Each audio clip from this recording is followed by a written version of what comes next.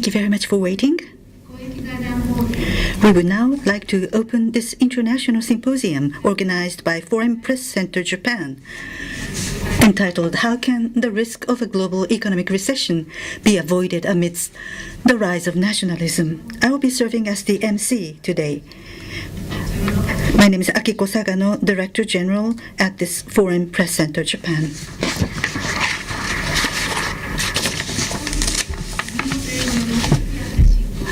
Japanese and English will be used in this conference. There is going to be simultaneous interpretation. Channel 2 is for Japanese and Channel 3 is for English. We have two parts in today's symposium, Session 1 and Session 2. Question sheets are distributed to you. If you have a question to the speakers, please write them down. In the course of the second session, our staff members will go around this room collecting those question sheets. We also have distributed to you questionnaire sheets to put down your feedback for this symposium. We also ask you to fill in the questionnaire and hand it to us as you leave, or put that into the collection box when you leave. First, I would like to introduce to you the keynote speaker, moderator, and the panelists today. The keynote speaker is, from Kyodo News, Chief Editorial Writer, Mr. Hiroki Sugita. He will also be joining the discussion as a panelist. And our moderator today is, from NHK World, Editor-in-Chief, Ms. Miki Ebara. Next, panelists from the Japanese side. Dean of the Graduate School of Asia-Pacific Studies at Waseda University, Professor Shujiro Urata. From the University of Tokyo, Graduate School of Arts and Sciences, Professor Yoshiko Kojo. Now, let me introduce the panelists from overseas. From the U.S., the Wall Street Journal, Deputy Global Economics Editor, Ms. Becky Bowers. From the UK, The Economist, Charlemagne columnist, Mr. Tom Nuttall. Lastly, from Canada, the Toronto Star, National Affairs columnist, Dr. Thomas Welcome. First, in opening this symposium, I'd like to invite President Kiyotaka Akasaka of FPCJ to make some opening remarks.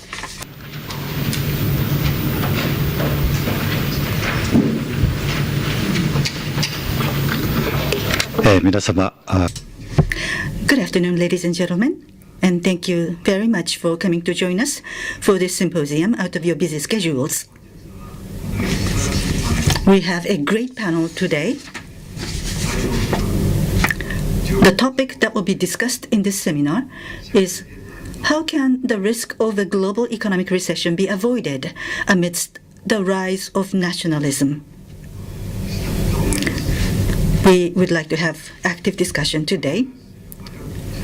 Free trade system is often likened to riding a bicycle. You need to move forward. You need to step on the pedals of the bicycle, otherwise you'll fall. President Trump has this policy of putting America first, and the UK's Brexit, leaving the European Union, turning one's back to globalization, putting your country first. There is this rise of nationalism, and in this trend of things, bigger thy neighbor policy and protectionism could follow, and putting a negative impact on the global economy. The free trade system in the post-war period, through a strong leadership by the United States, it had been supported. Right now, China and other emerging countries are rising, and global leader is lacking, and that is the concern of many people. The global economy, which direction is it going to go? The risk of it receding How can we find a path forward? Countries around the world are grappling with this question. So these are the topics that we would have a discussion, and the panelists will be offering insights from multifaceted viewpoints. We want to be stimulating viewpoints, and interesting prescription. If we are able to offer that, we'll be very happy. At Foreign Press Center, Japan, we organize these types of symposiums once or twice a year. We hope to select timely topics going forward to organize these types of symposiums. Timely issues, timely topics. The type of topics that we would like to take up, there are many topics that we want to take up. So I do hope that you'll continue to take part in our activities. And with this, I would like to close my opening remarks. Thank you so much.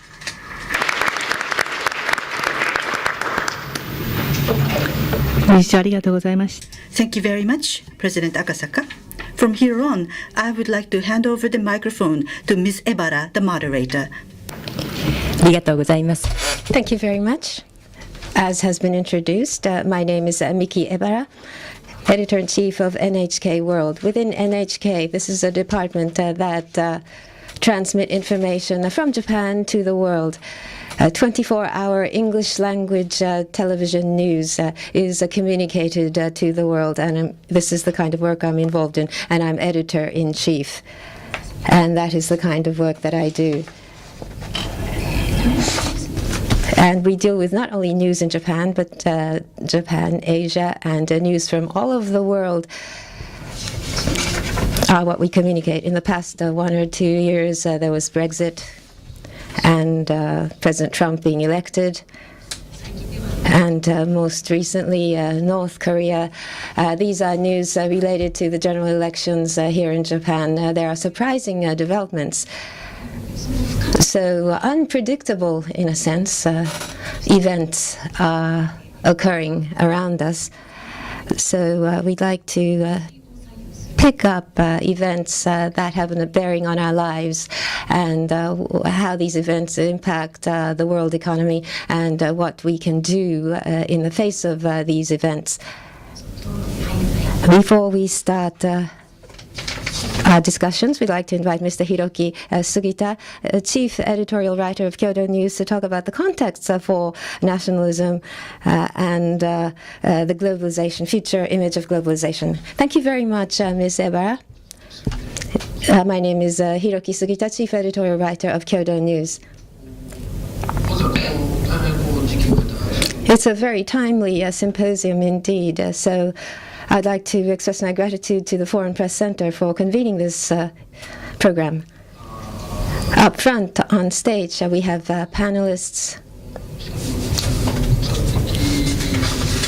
who are journalists, international journalists in Japan and overseas, and then we have representatives from academia. So between the journalists and academia, we will have a discussion. I think this is a very important thing to do. The reason being, international economy and world trade rulemaking are what the academia are involved in, and the journalists are involved in this as well.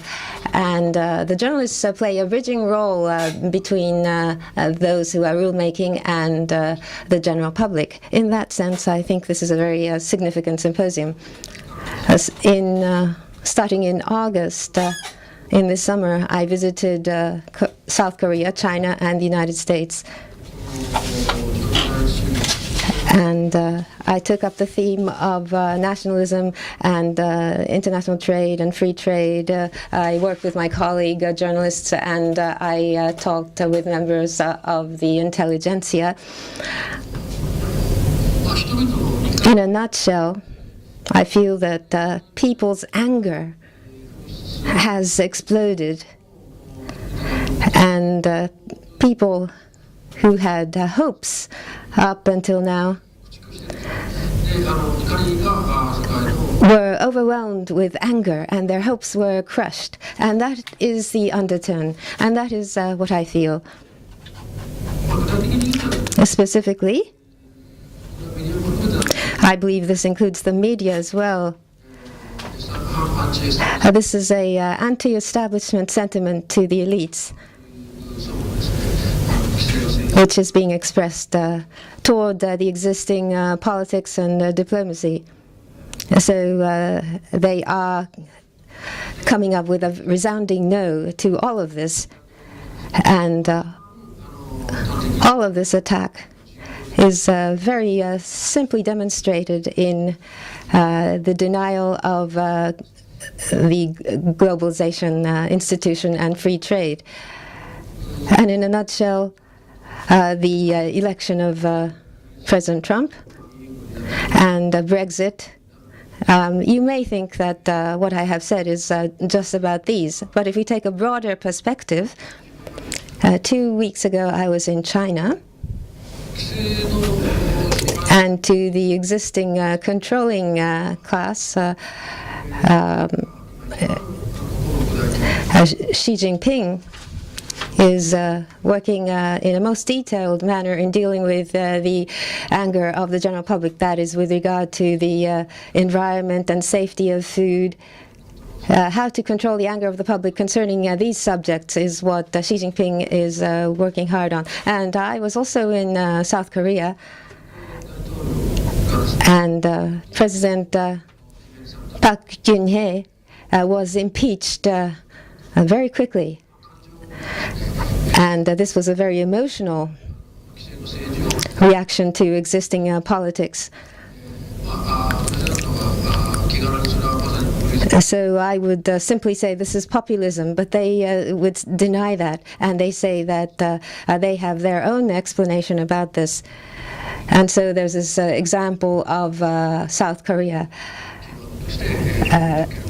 In reading South Korean politics, anger is a key word. In Japan, including of the upcoming elections, this also involves rebellion against existing politics and parties. And in France, President Macron was elected, and in Germany, AfD was a party which made dramatic leaps.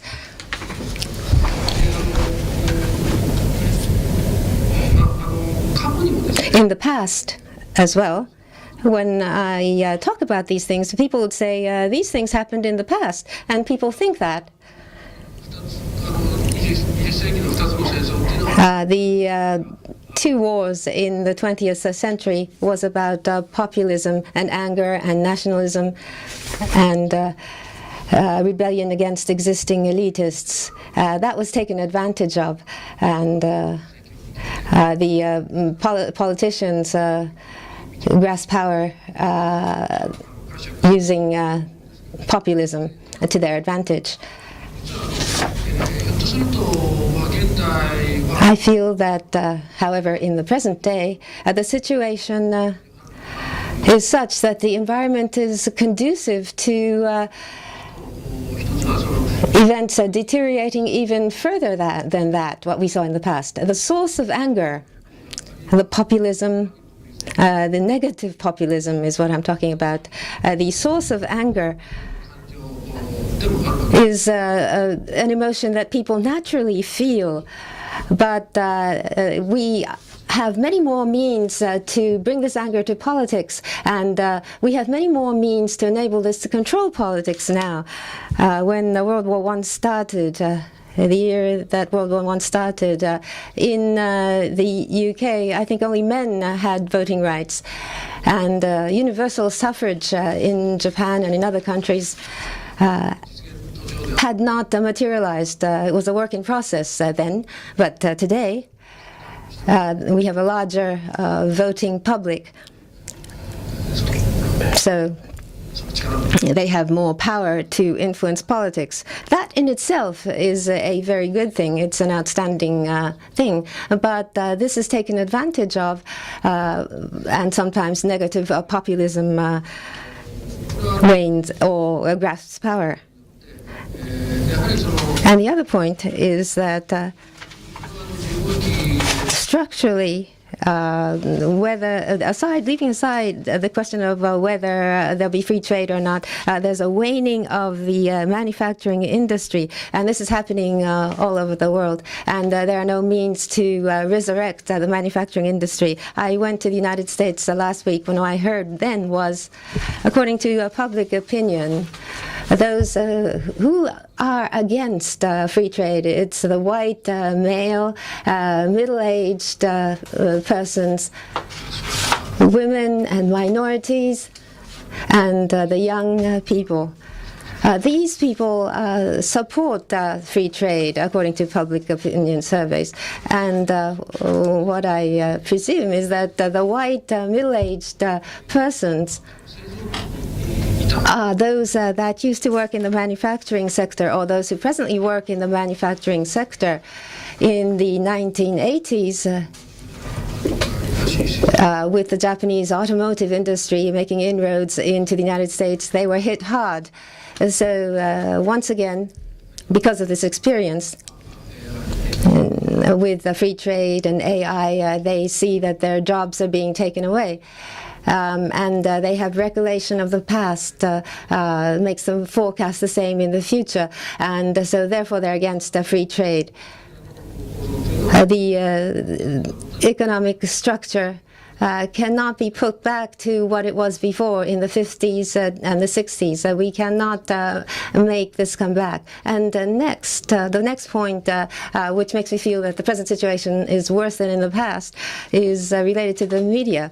And where I work, social media is becoming more popular. Everyone can communicate and transmit information. In the media world, you had traditional media, which were existing media, and they did screening and editing with regard to articles, and through this process articles were such that the quality was rather high.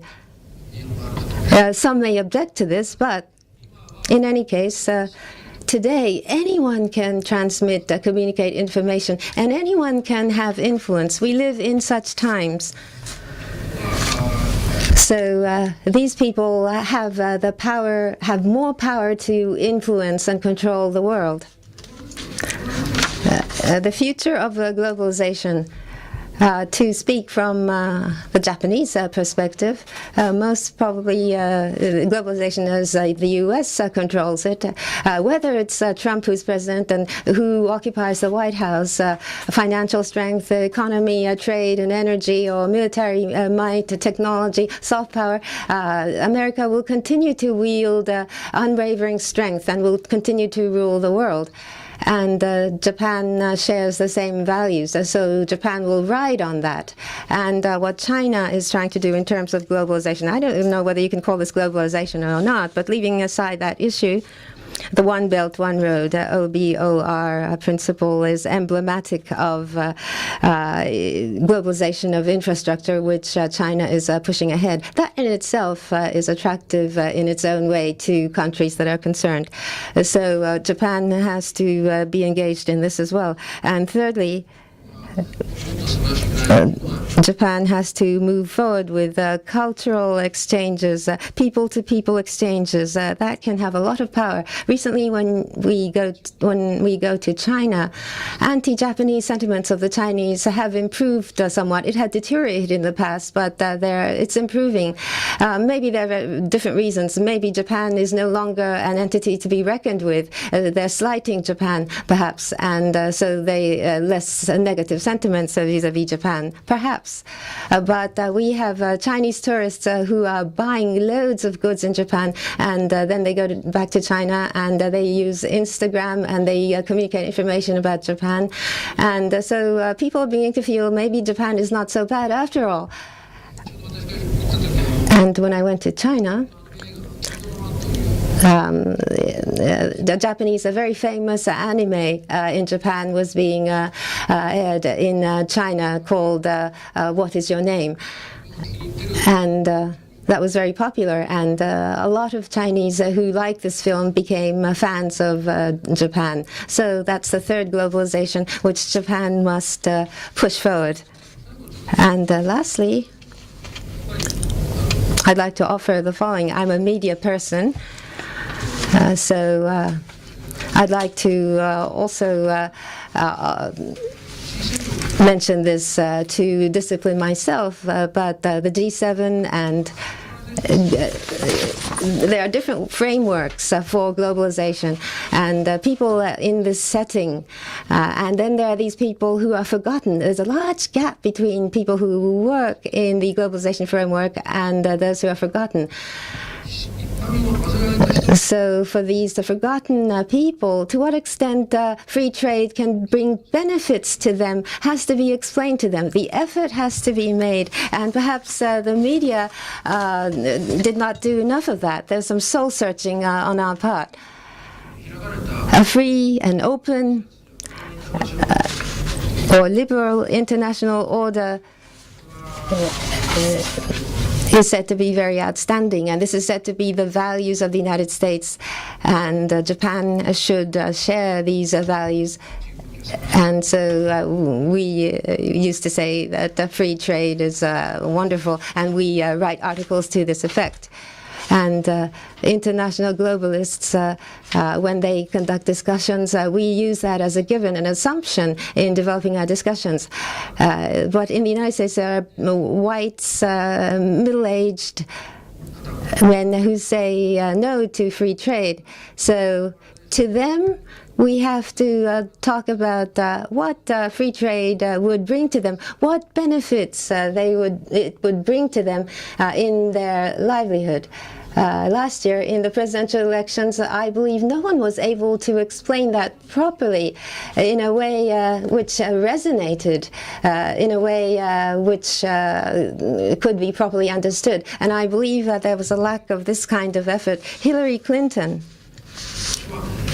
during the initial stages of our campaign, said she was for free trade, and she said she supported the TPP. But in the midst of her campaign, she began to say TPP is not a good deal, and this will not do.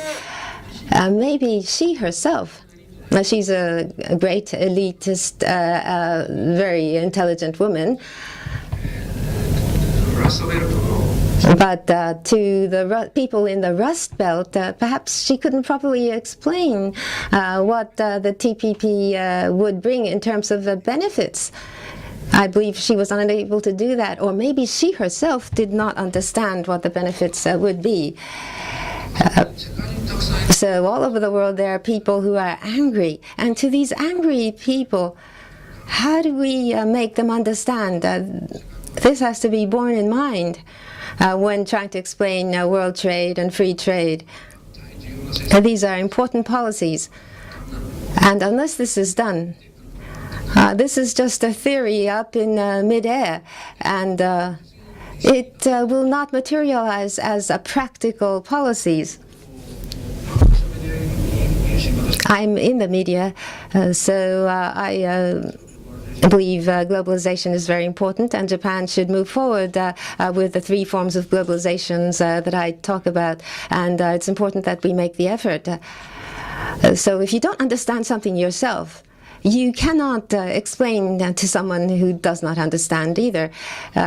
Just passing on words that you heard is not very convincing. It does not promote understanding.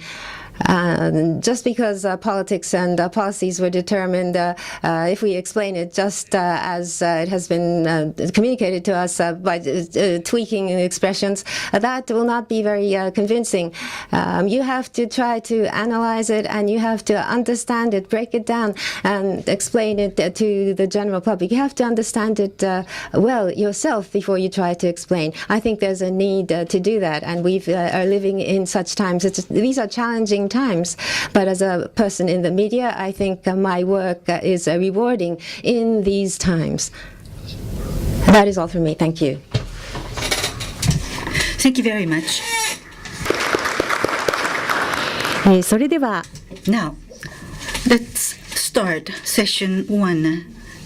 As we heard from Mr. Sugita, He said that we have to send a message that is able to resonate with such people.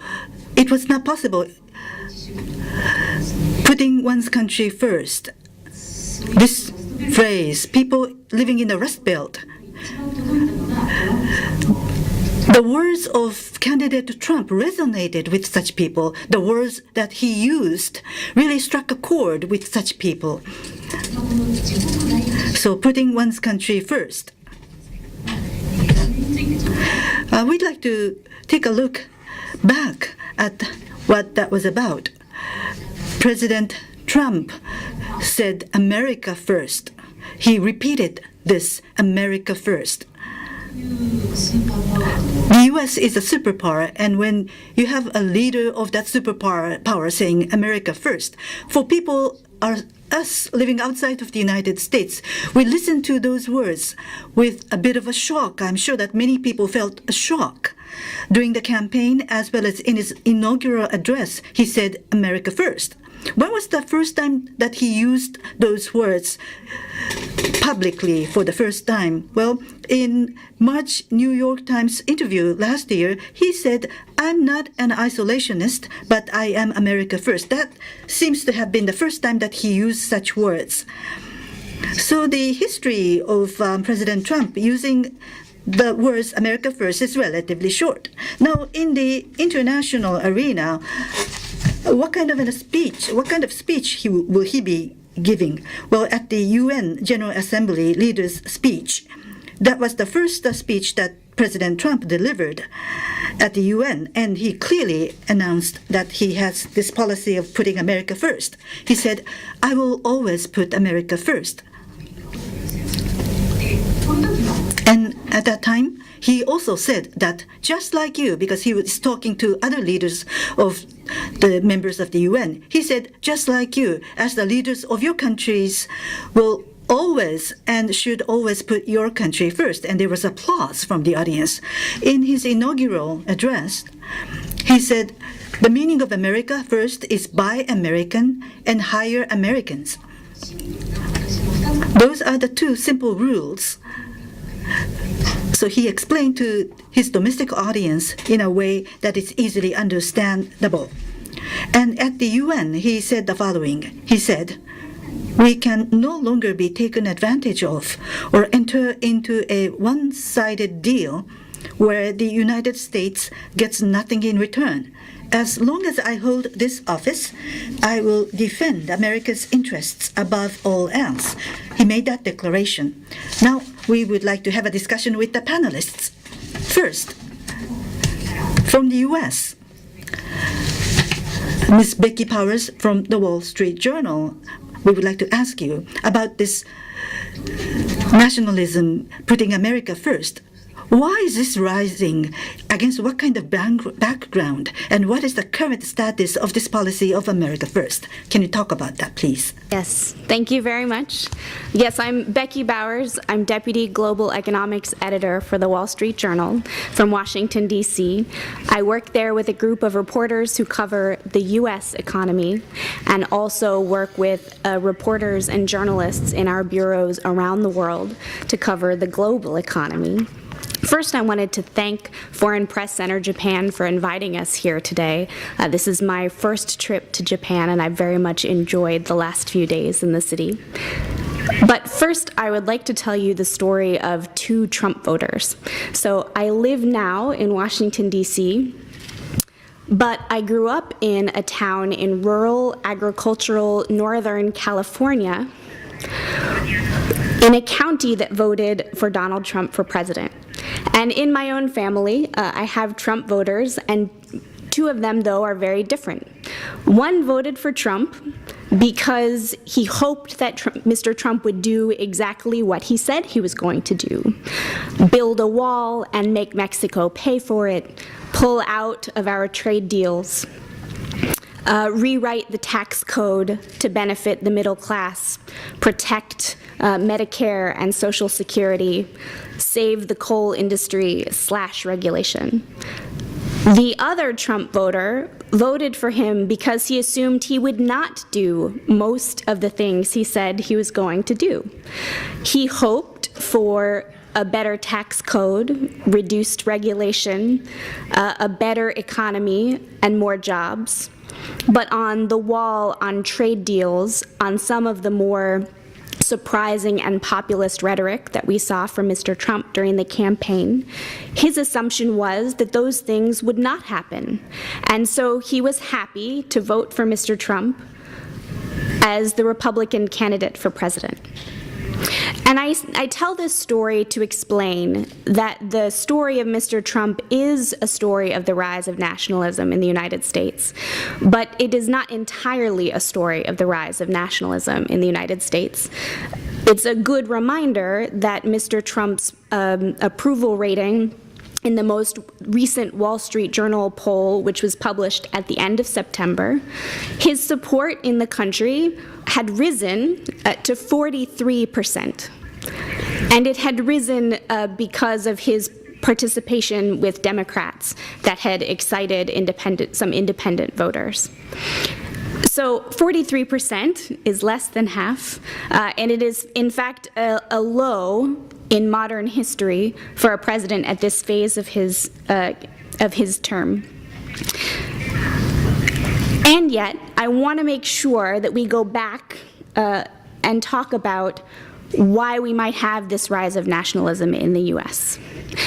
The Wall Street Journal, in fact, last year had a series of stories to help explain this rise. It was called The Great Unraveling. And one of the things that it addressed was China's rise in trade, because it had a much greater and deeper effect on the US economy than was expected by economists and policymakers at the time. The idea was that because for the US economy as a whole, greater trade with China would be beneficial, that all Americans would feel the rise in economic growth in the country.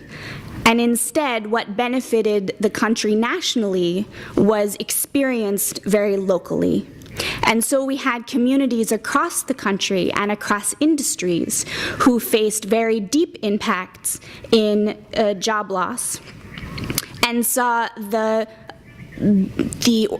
companies that supported the economies and their communities essentially destroyed. So there are some economists who estimate that from 1999 to about 2011, that 2.4 million people lost their jobs. And this was over a period of time when the US economy only added 2.1 million jobs. And the challenge is that those jobs were lost in very specific places. The assumption was that as long as US trade policy benefited the economy overall, that those workers would be able to find jobs in other industries, in other places in the United States, that we could retrain them, that we could prepare them for the new economy, that there would be better and higher paying jobs in other places and in other industries. But that didn't happen to the degree that was predicted. And in fact, what we see now is very low mobility of people in affected communities, difficulties in retraining, and a challenge in having a workforce that is prepared for the next challenges. Meanwhile, there was a reference earlier to white middle-aged men. One economist decided, one of the criticisms of the economic explanation for Trump's rise is that those most likely to support him are not the poorest, and they're not the most likely to be unemployed. What is consistent among this group, however, is that they are most likely to work in occupations that are shrinking. They might be shrinking because of globalization, they might be shrinking because of the rise of automation, but they are shrinking. And so that's a group that may now make a reasonable wage and may now be employed, but anticipate that those jobs will be lost. And so what effect have we seen from this shift in administrations? What has the effect been on trade policy? Well, one of the first actions by President Trump, of course, was his withdrawal from the Trans-Pacific Partnership. Meanwhile, we're engaged in renegotiation talks on Nafta. We've moved more aggressively on anti-dumping actions. We've started some investigations into intellectual property and issues with national security in steel and aluminum and other industries. And meanwhile, we're studying a wide range of U.S. policy to see what its impact has been on the U.S. But in talking with the reporters for the Wall Street Journal who cover trade policy very closely, what we see is that the promises that Mr. Trump made early on, that action is moving very slowly, other than those things that happened in the first days. And the reality is we don't know precisely how U.S. policy will end up being shaped. Within the Trump White House, there are different and competing opinions. And so we're always watching to see which take precedence on any given week or day. And so just like you, we're watching very closely to see where this goes. Thank you.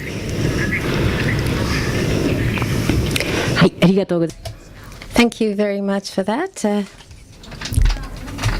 In the United States, before President Trump was elected, what created a great shock was the UK. The UK citizens opted for Brexit. Why did they choose to do so, and how did it happen? And what is the impact on the EU at the moment? So perhaps Mr. Tom Nuttall can tell us about that, please. Well, I'll do my best. Good afternoon, everyone. It's also my first visit to Japan, to Tokyo. Thank you very much to the Foreign Press Center Japan for inviting me. I'm going to start by behaving as all good journalists do, which is to offer an opinion on a subject that they know very little about. In my case, that's Britain. I'm only half joking. I left Britain about 5 years ago, lived in the United States first, and now I'm in Brussels, the sort of capital of the European Union. Britain has undergone some rather dramatic changes since I left 5 years ago. Brexit, of course, being the largest among them.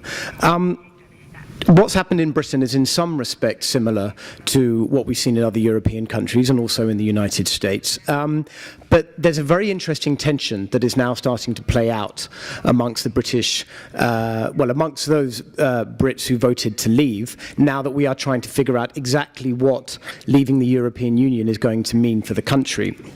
The vote has created this huge tension between an elite that advocates for trade and for openness, and always has, and a far larger segment of the population which is tempted to pull up the drawbridge and thinks that Brexit presents an opportunity to do so. I think perhaps no other country today is grappling with this tension so openly and so awkwardly. So what do I mean? Well, if you look at the roots of some of the people, most of them inside the Conservative Party, who have been pushing the idea of Brexit for years, for more than a decade in some cases, long before it became mainstream. For them, the problem with Britain's membership of the European Union was twofold.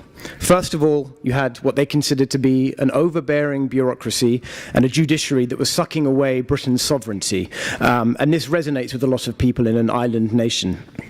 The second issue was Britain's inability to fulfill what they saw as its buccaneering, free trading destiny, because Brussels co-opts trade policy to itself. As I'm sure you all know, if you're inside the European Union conducts trade policy. Individual member states do not do that. So this view that this elite held has threaded its way down the years after the Brexit vote to a slogan, Global Britain, which some of you might have come across. And this supposedly animates the government of Theresa May, the Prime Minister, as she travels around the world pretending to begin trade talks with large economies like Japan's. She was here a few months ago. Britain is not able to begin trade negotiations until it has left the EU, but it needs to demonstrate to its voters that it's starting to think about it seriously. So advocates of this strain of thinking think that Brexit offers an opportunity for Britain to boldly go forth, strike deals with economies all over the world, including rapidly growing ones in Asia and elsewhere, rather than remaining shackled to the rotting corpse, the old world of Europe. They're desperate for Britain to leave the EU, and in particular its customs union, as soon as possible so that it can get on with negotiating these deals. Now, against all of that, you have a population, large parts of the population, that wanted to leave the EU in large part for reasons of immigration. Being a member of the EU obliges you to accept the free movement of citizens from the rest of the EU. And these rights, these free movement rights, were taken up by many people, especially in Eastern Europe, in recent years. They moved to Britain as the economy boomed. They could earn far higher salaries, much better job prospects, and in some years Britain, a country of 60 million people, had annual net immigration of well over 300,000. So these are not trivial numbers. Not all of the people who wanted to put an end to this system, I think, warrant the term nationalists. Perhaps some of them do. Some of them were simply unnerved by the pace of change in their communities. But they will certainly want to see their preferences satisfied as the government negotiates Britain's withdrawal from the EU. So, two views that are in tension with each other. Why are they in tension with each other? Well, ending free movement is essential for the government as it ends Brexit, as it executes Brexit.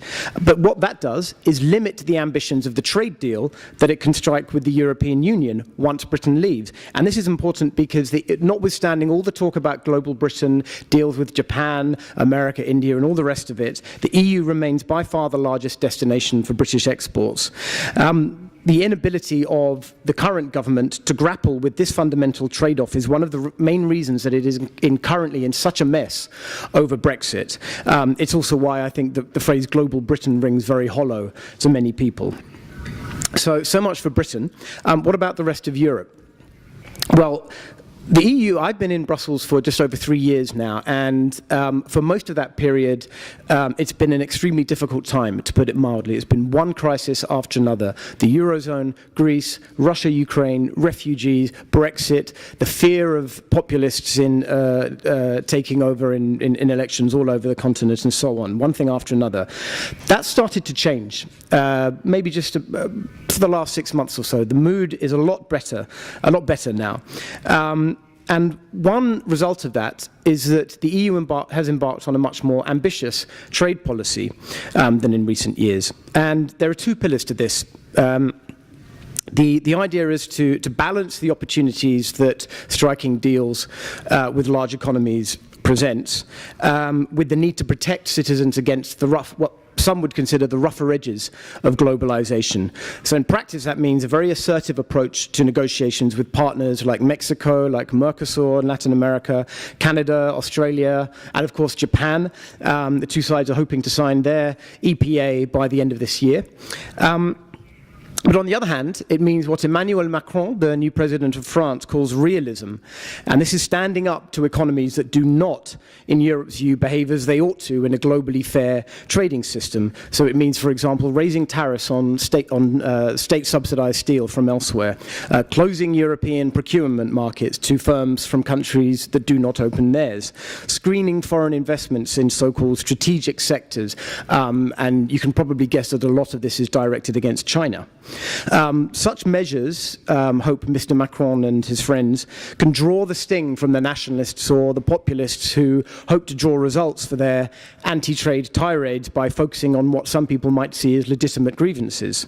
Now, this strategy is not without its critics, particularly some of the northern European states who fear that such protective measures might all too easily tip quickly into protectionism.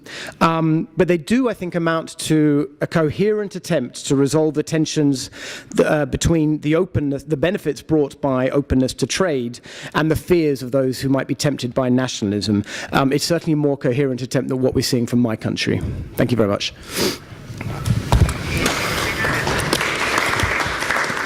Thank you very much. This country has close relations with the US as well as with the UK, but it has its own path, Canada. From the Toronto Star, Dr. Welcome, can you talk about these developments in the US and UK and the impact that had on Canada? Can you talk about that, please? Yes, I'll try to talk about that. And thank you again to the Foreign Press Center for inviting me to this useful symposium. I've been asked to talk about how the economic nationalism in the US and the UK has affected Canada. The short answer about the UK is the effect of Brexit has had no effect as Brexit has had no effect on Canada at all. But the effect of Trump nationalism has been tremendous. Thanks to Donald Trump, Canada is being forced to renegotiate the North American Free Trade Agreement between the US, Canada, and Mexico. And it's a pact that for almost a quarter of a century has defined all of the contours of the Canadian economy. So this is a major practical effect. And I'm not really going to talk about it now, although I will later if anybody wants me to. What interests me in particular on this topic is the idea of economic nationalism itself. Because I don't think economic nationalism is always bad. I think in some cases, economic nationalism can protect a people who are going through a rough time in a world that's chaotic under the rules of liberal capitalism. And the reason I think that is because Canada itself has had experience with economic nationalism in the past, and it hasn't always been negative. In my lifetime, I've seen Ottawa, the capital of Canada, slap controls on foreign investment by oil companies and attempt to delink domestic energy prices from the world market. They haven't always been successful, but they haven't necessarily been evil. And I think there is a difference between economic nationalism and nativism or xenophobia or racism. These are things that Canadians dislike tremendously, but they are not necessarily linked, or they are not necessarily the effects of economic nationalism.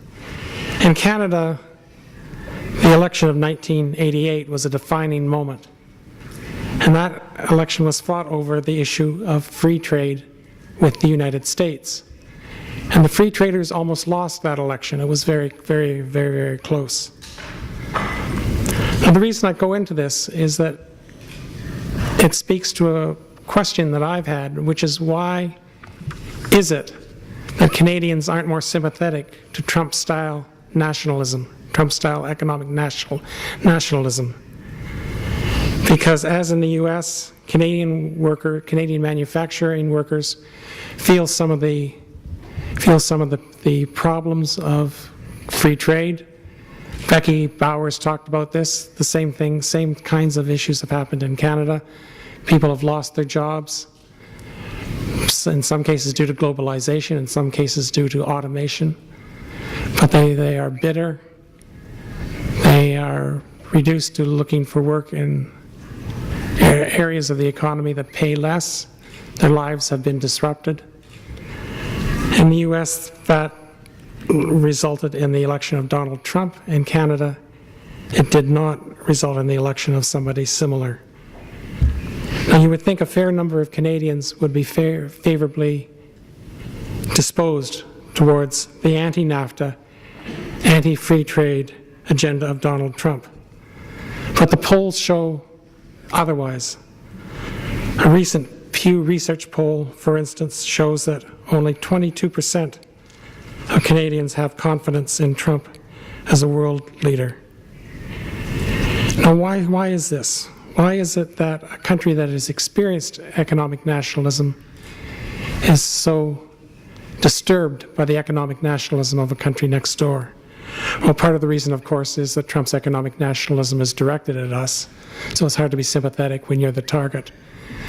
But the other answer is, I think, that a good many Canadians, even those who might be sympathetic to Mr. Trump's economic agenda, are horrified by everything else about the US president's behavior. They are horrified by his racism, by his efforts to build a wall along the Mexican border, by his approach to immigrants, by his deliberate vulgarity. So in a weird way, and this is kind of ironic, the effect of Donald Trump on Canada's approach to economic nationalism has been to discredit the entire idea. Canadians, I think, before Donald Trump, were more sympathetic to the notions of economic nationalism. That's why the current government, the current Liberal government, was unwilling to take a position on the TPP before going into the last Canadian election in 2015. The reason is that there is some opposition to trade agreements like the TPP. But with Trump in power, I think the TPP, or the TPP 11, when it's finally created, will pass Canada's government and Canadian population easily. And that's because Trump's behavior has so discredited the very idea of economic nationalism, that no one wants to be on that side anymore. Economic nationalism used to be associated in Canada with the center-left, and with a relatively civilized center-left. The father of the current Prime Minister is Justin Trudeau. His father was Pierre Trudeau. When Pierre Trudeau was Prime Minister, he was an economic nationalist, but he was not a racist, he was not a protectionist, and he was not a xenophobe. The current Prime Minister, his son, is not an economic nationalist.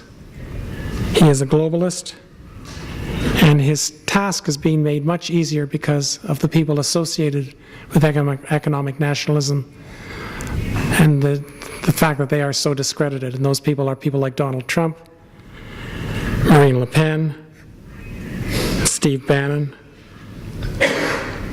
So that, I guess, is the point that I want to make, at least to start this discussion, is that economic nationalism on its own has had a history that is not necessarily always bad.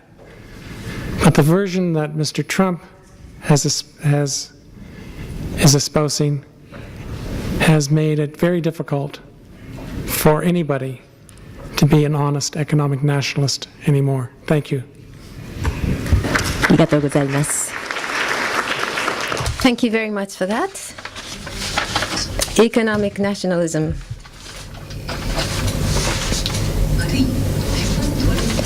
It's not 100% bad. That is the perspective which was just explained. The developments of the world of this kind affects us here in the Far East in various forms. So, Dr. Urata, what changes has this rise of nationalism brought to Japan? Could you talk about that? Thank you very much. I should also like to express my gratitude to the FPCJ. Nationalism, or putting one's own country first, specifically in Japan, what impacted us in a very strong way was President Trump's announcement that he would pull out of the TPP. That was most striking for us. The present Abe government here in Japan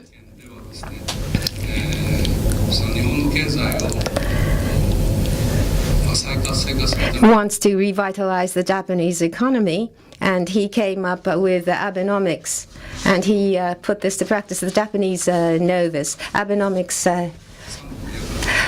comprises 3 arrows for those who are not Japanese. It involves a bold monetary policy, expansive monetary policy, and the second arrow is also expansive, flexible fiscal policy, and the third arrow is growth strategy to stimulate investment from private sector. TPP is a very important part of the growth strategy, and the growth strategy specifically is moving ahead with structural reform and opening up the market to revitalize the economy. And as I just said, opening up the market, not only opening up Japan's market, but all of the countries participating in the TPP to open up their markets so that Japanese businesses will expand their sphere of activity, and Japan's market would also be opened and be revitalized. That was the plan. So, to my eyes, Prime Minister Abe, on the day Trump became president, announced that he would be withdrawing from the TPP. So I should think that Prime Minister Abe was quite shocked. But for some time, for a while, he feels that if things go well, perhaps he would succeed in changing Mr. Trump's mind. For a while, I believe Mr. Abe thought so. That is, he's promoting TPP-11 in a very strong way.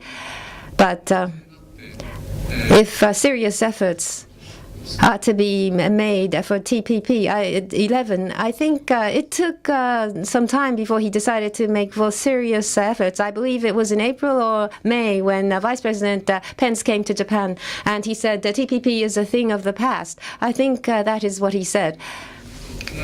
The Vice President's words made Abe feel that it's very difficult to materialize TPP-12, the original concept. And since then, Abe started to advocate TPP-11 and exert efforts toward this.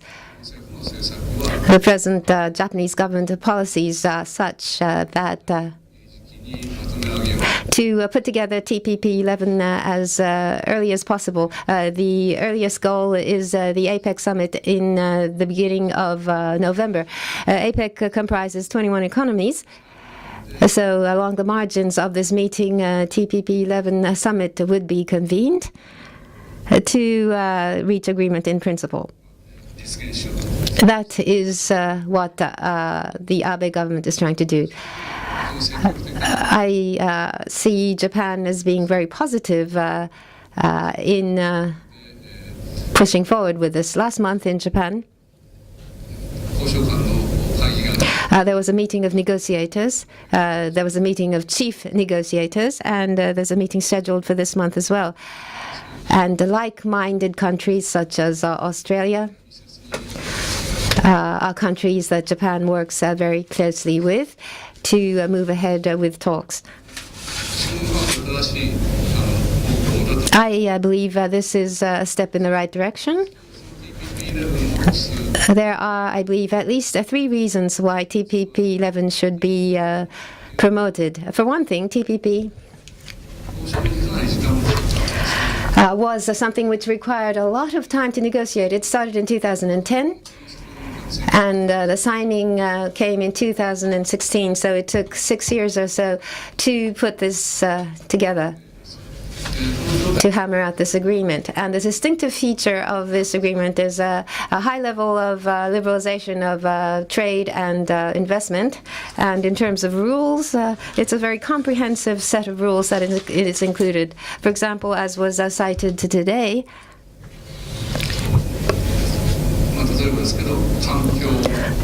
for example, environment, labor.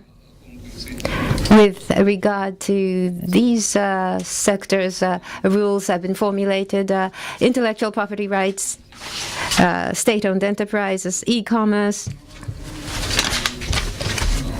These were not included in the previous free trade agreements. It's a very comprehensive and high-level agreement which could serve as a model for future FTAs. That is the kind of FTA this is. That's one reason why it should be promoted. Second reason, and I believe there was a discussion on this up to this point. In the world, beginning with the United States, there are several countries where protectionist type of policies are being taken with regard to customs tariffs. During the campaign, Mr. Trump was referring to China and Mexico, where the United States has trade deficits with, and he said that with regard to these countries, the tariffs would be 35% and 40% to curb imports. That is what he said during the campaign. But this did not actually materialize. But in a different form, protectionist developments are underway. If embargoes are conducted properly, it's fine, but there are gray zones or safeguards which cannot be legitimized are being pushed forward. Anti-dumping measures are being taken. Non-tariff barriers. There are non-tariff barrier measures being taken in larger numbers. So in this world, we're seeing increasing protectionism. We have to promote free trade. And why is free trade important? Mr. Sugita raised very important points. So if there is time remaining afterwards, I should like to outline my thinking on these. That's the second point, and second reason why TPP-11 should be promoted. Thirdly, and this may be the most unrealistic, but if the United States changes its mind, there has to be a place where the United States can come back to, and therefore the TPP-11 framework should be kept and maintained. So if for some reason President Trump or some other president changes his mind, then there's a place for the United States to come back to. It will become a TPP-12 then. We need to have a framework to receive the United States. So I mentioned three reasons, at least these three reasons. For these three reasons, I believe that TPP-11 should be promoted by Japan. And if I may raise one additional point, presently TPP-11 is being discussed, and what was mentioned before, Japan, EU, EPA is in its final stages. Of course, there are difficult issues remaining, but they're very close to agreement. And another process in which Japan is involved, mega FTA, that's RCEP of East Asia. The 16 countries of East Asia, including China and India and Japan and Australia, are involved in the Regional Comprehensive Economic Partnership. It's a 16-nation FTA negotiation process. These negotiations stimulate one another. That is, with progress in TPP, with increased progress of TPP negotiations, that would promote further progress with regard to the RCEP negotiations. So I hope that RCEP would reach agreement soon, and Japan, EU, FTA, we would hope would come to full agreement. In order to create such a situation, I think we need to promote TPP-11. That is all from me. Thank you. Thank you very much. Professor Kojo, in the past, in the United States, whether it's protectionism or whether to go for more open and free trade, well, there was a pendulum swinging between the two, protectionism and free trade. Now, this nationalism of the United States today, how do you analyze the current development? Yes. My name is Kojo from the University of Tokyo. Thank you very much for this invitation. My expertise is international politics, international systems, international politics, and international economics is what I study. So it is from those viewpoints that I will be making these comments. Your question was, many countries are yes, there are times that countries would adopt a protectionist policy, but protectionism, why is that a problem? Why do people see this as a problem? Well, first, in the global economy, it's not just limited to the impact on global economy. This could create political confrontation. There's such a concern. For example, if you look at the history, it's quite clear that after World War II, free trade system was created. This is because in the pre-war period, the economic system of the pre-war days was not good, and people realized that. In 1930, in the United States, Smoot-Hawley Tariff Act was enacted. This is a notorious act setting very high tariff rates. And the Congress passed this act. And the problem with this act is this did not just exacerbate the Great Depression. Well, some people say that the impact on the exacerbation of the Great Depression was not that large, but what this triggered is a chain reaction of protectionism, and that is what people see as a problem with this act, and that led to political conflicts.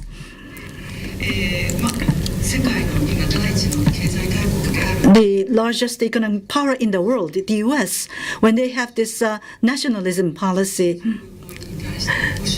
and when they are leaning clearly towards protectionism rather than pursuing free trade, which would mean that there could be repercussions around the globe, and that's a concern that this could spread around the world. But President Trump, what he's saying very clearly and loudly during the campaigning days as well, his protectionist policy, well, he has withdrawn from the TPP and he's renegotiating Nafta. But so far, we haven't heard of any high tariffs having been imposed. So at what time, or we don't know to what extent he's trying to promote protectionism in the United States. We really cannot make that decision right now. We cannot foresee.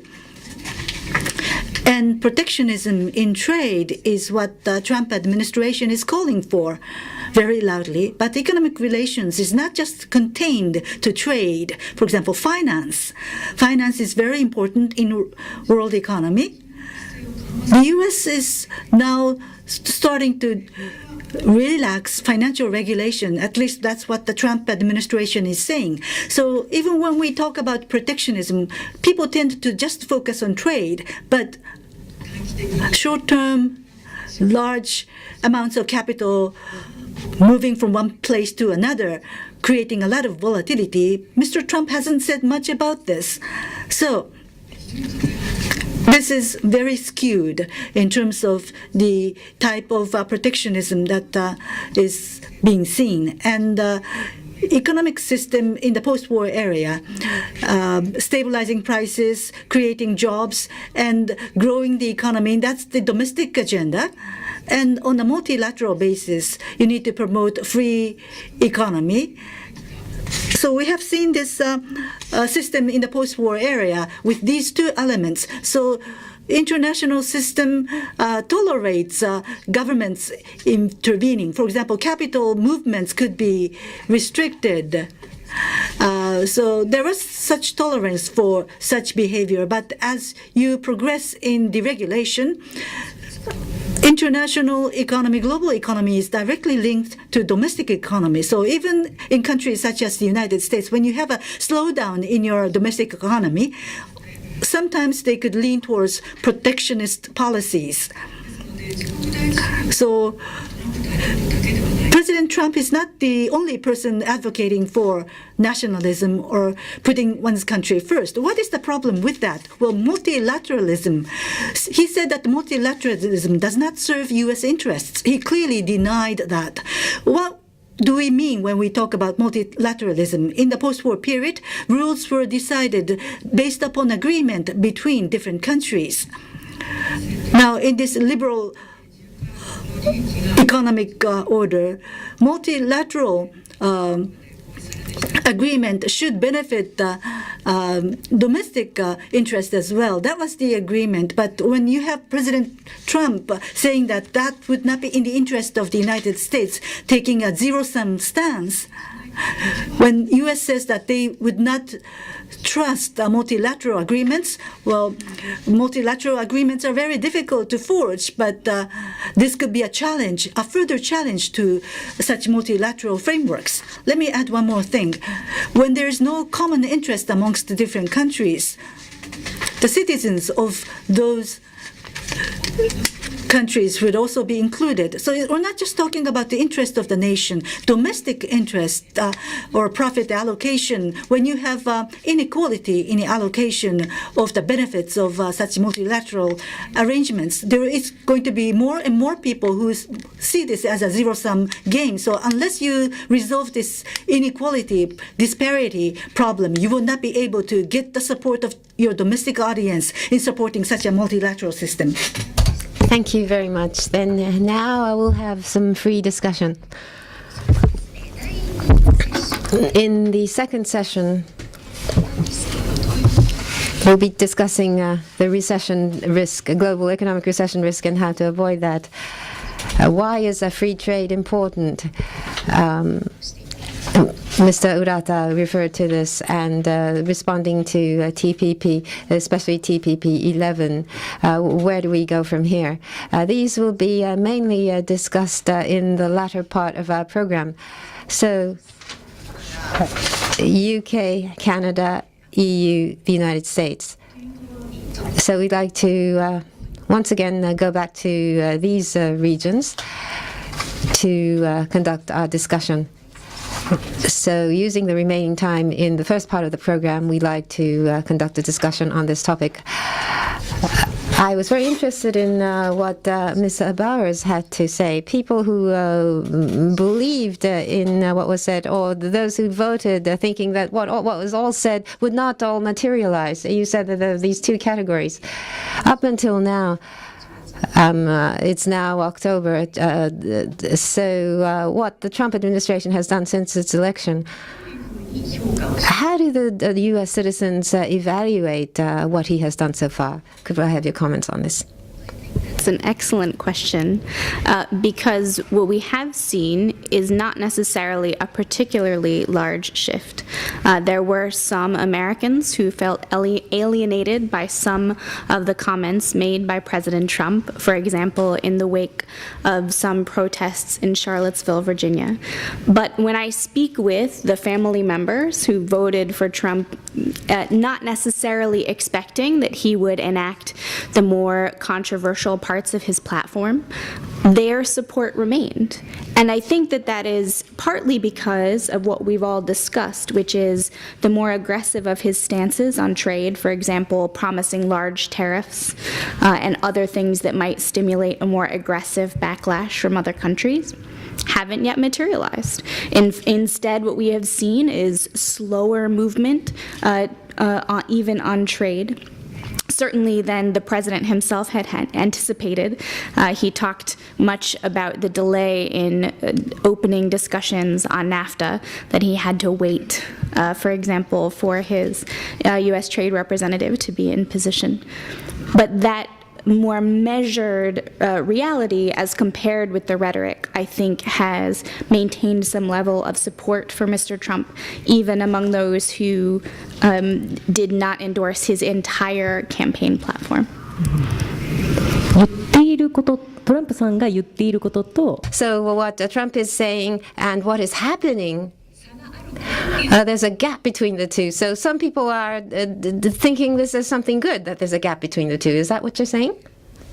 Some, surely. And then the question is whether those who did vote him into office hoping that he would be represent a break in U.S. policy, be more actively protectionist of U.S. industry,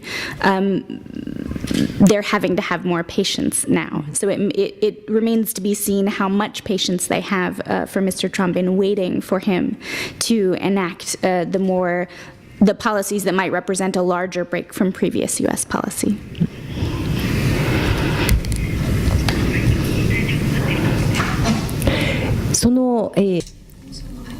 Now, the other counterparty of negotiation in Nafta would be Canada.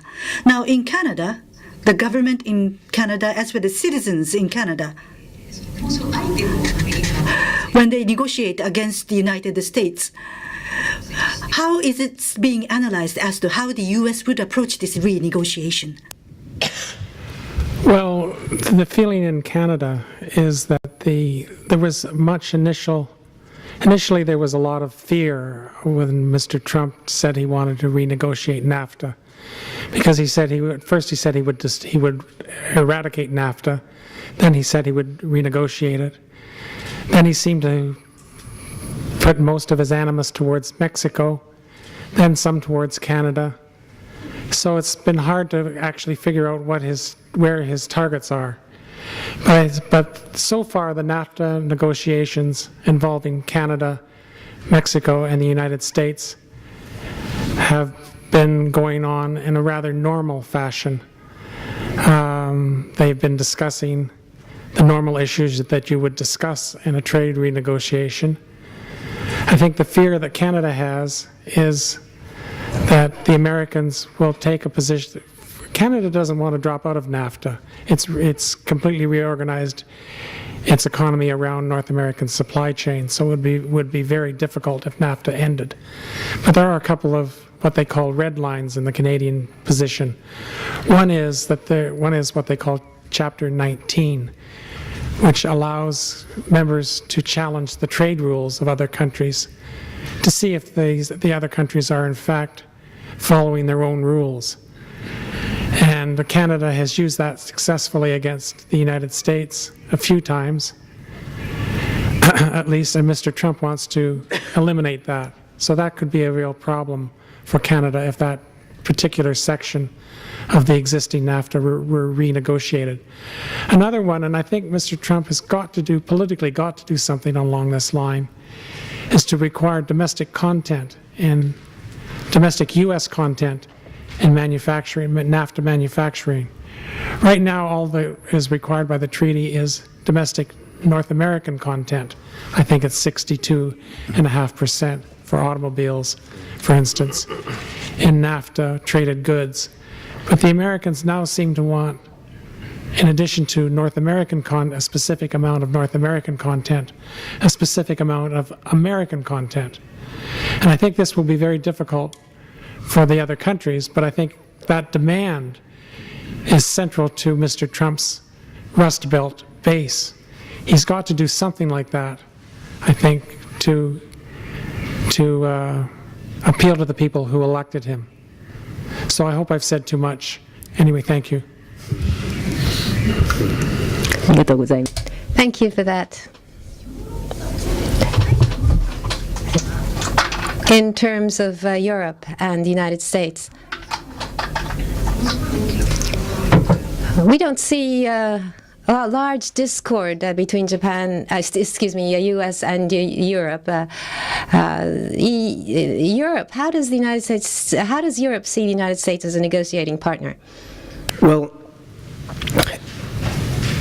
trade discussions between Europe and the US were problematic a long time before Donald Trump was on the scene. So there were discussions ongoing between the two partners on something called TTIP, the Transatlantic Trade and Investment Partnership.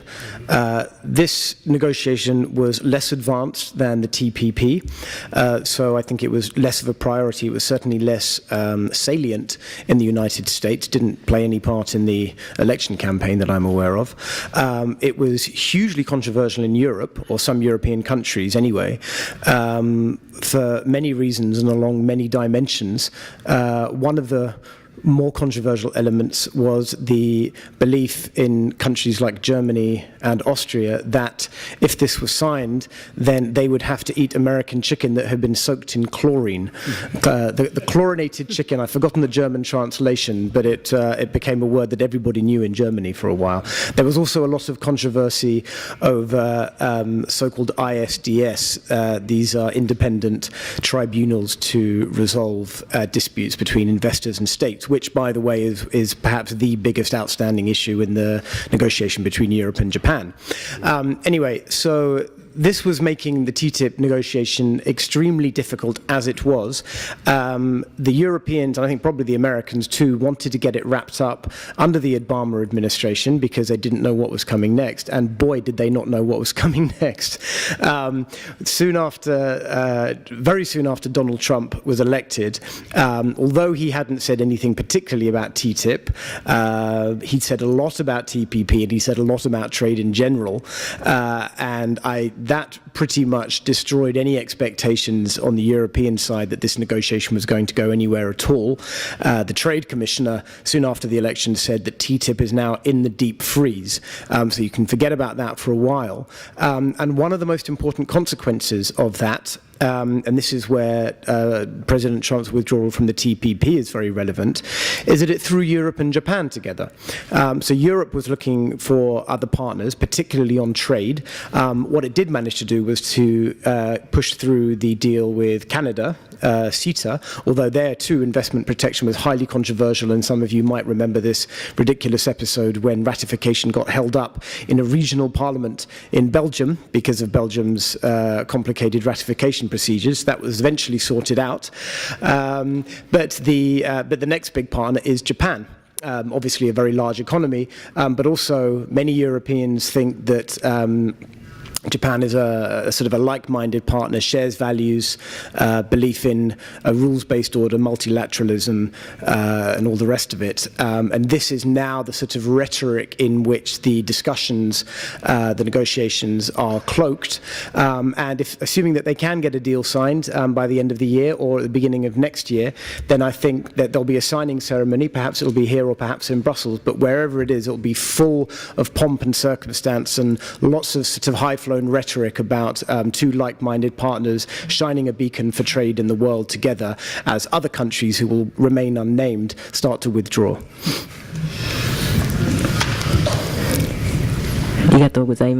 Thank you very much. Now the U.S.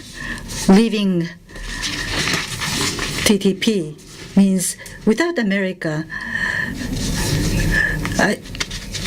there is a possibility that TTP could be created without America. Now, Japanese experts, let me ask you. Mr. Trump, in his tweets, what he said in the initial days, during the campaign days, as well as right after his inauguration, and what's happening today, there's a difference between the two. And there are more and more instances where we feel that there is a gap. Now, how do you see this? Starting with Mr. Sugita, please.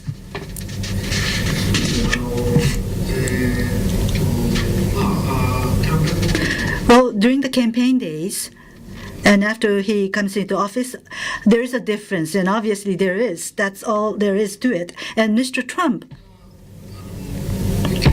trade and diplomacy and economy, these important issues, whether Mr. Trump has deep, solid philosophy or principles, maybe not.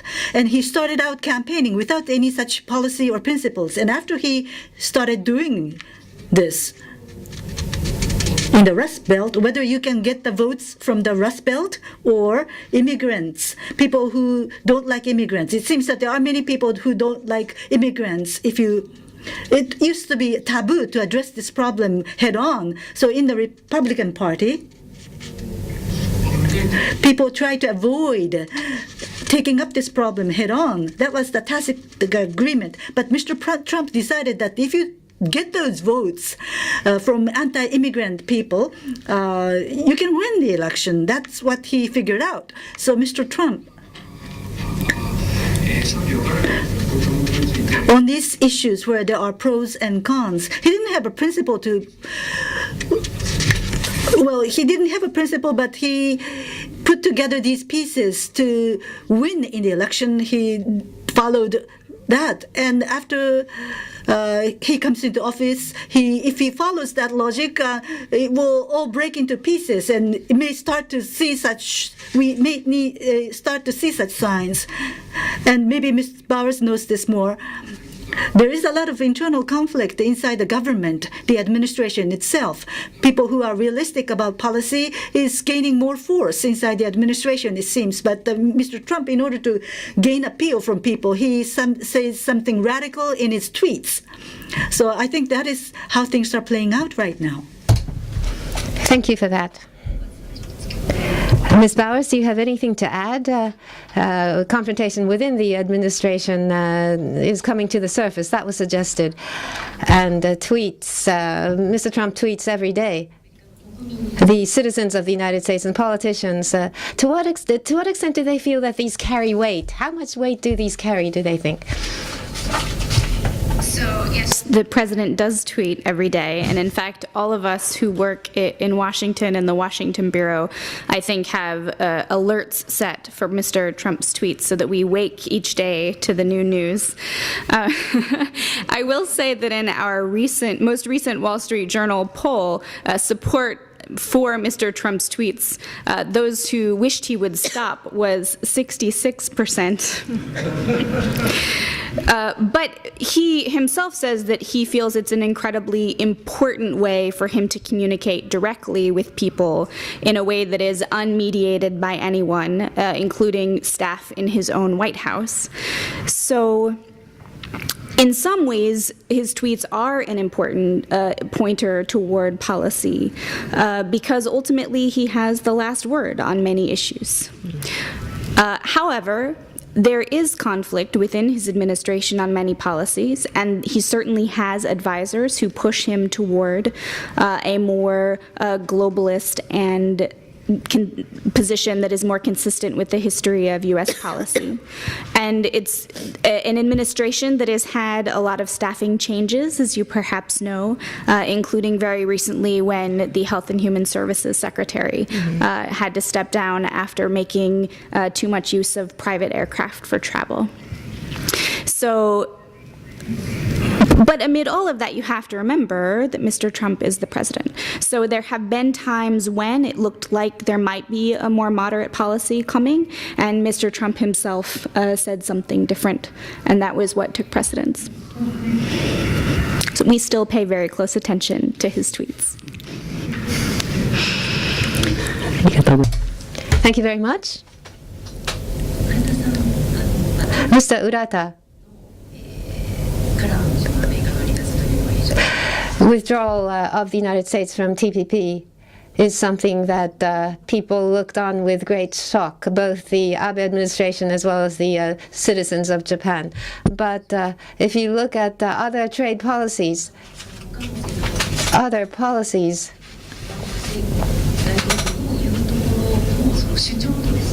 what President Trump asserts and what actually happens, there's a gap between the two. What do you think about this gap? Moving back to TPP once again, I'm sorry, I keep going back to this, but President Trump, with regard to different themes, as was mentioned before, is changing his views and assertions. People who are optimistic say that with regard to the TPP as well, Mr. Trump may, with appropriate advisors, and with people who are advocating the favorable characteristics of TPP, may change Trump's mind. These are what optimists say, and I think there's some of that still. But earlier on, I talked about supporters of Trump in the United States, and there were some explanations about this. There were some questions raised, so I'd like to state my views on this as well. A very famous economist said that with imports from China, U.S. employment has been lost to the tune of 2 million or so. And that seems to be certain. And that is often cited in discussions. This research is often cited in discussions. But what this research means, and I believe Ms. Bowers said this correctly, this is the issue of employment adjustment. In people who are working in declining sectors, less competitive sectors, should be encouraged to move to more productive sectors. A smooth transition should be promoted, and there would be no problem if there's a true smooth transition. But in the United States, the region may be isolated from other regions, or this may be involve intergenerational issues, and this transition is not going very smoothly. And that is the issue. Indeed, employment may have been lost, but if you shut out imports, that is not the correct thing to do. You have to smoothen out the employment adjustment process. I believe this is what analysis of the research showed. How the research should be reflected in policies is what should be given thought to. From the standpoint of politics, what I just mentioned perhaps may not be too attractive. that is advocating protectionism garners more votes. But what is more important is that smooth employment adjustment is something that people should work on. Maybe the media is emphasizing this, but we need to emphasize this even more. Thank you. Professor Koja, please.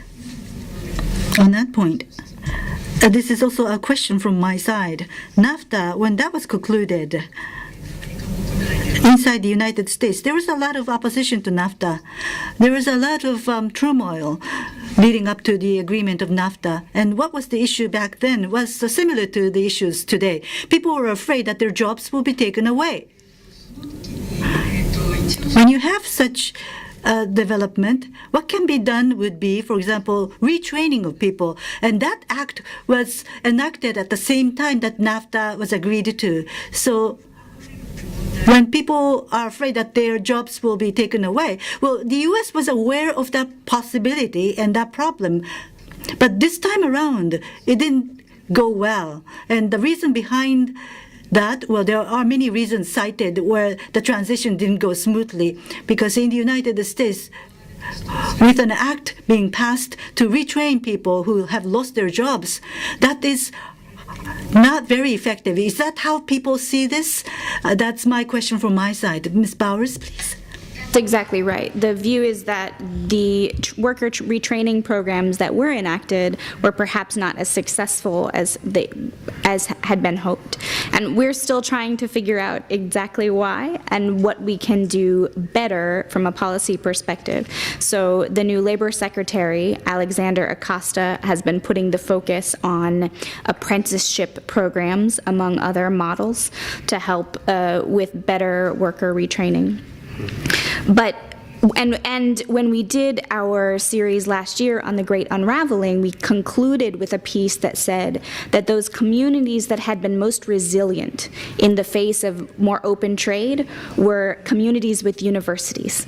Mm-hmm. So they had immediate access to the resources of those universities for greater retraining. Mm-hmm. The businesses there could partner with programs at those educational institutions, and that offered those communities great resilience. So we had this overlap of those who were exposed to trade and where was it that the process worked. Mm-hmm. So I think that that's possibly a good argument for continuing to invest in community colleges and other locations in the country where there can be stronger partnerships between educational institutions and private enterprise.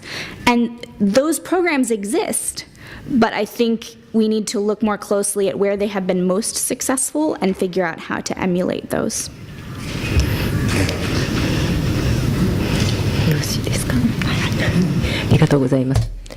Thank you very much. You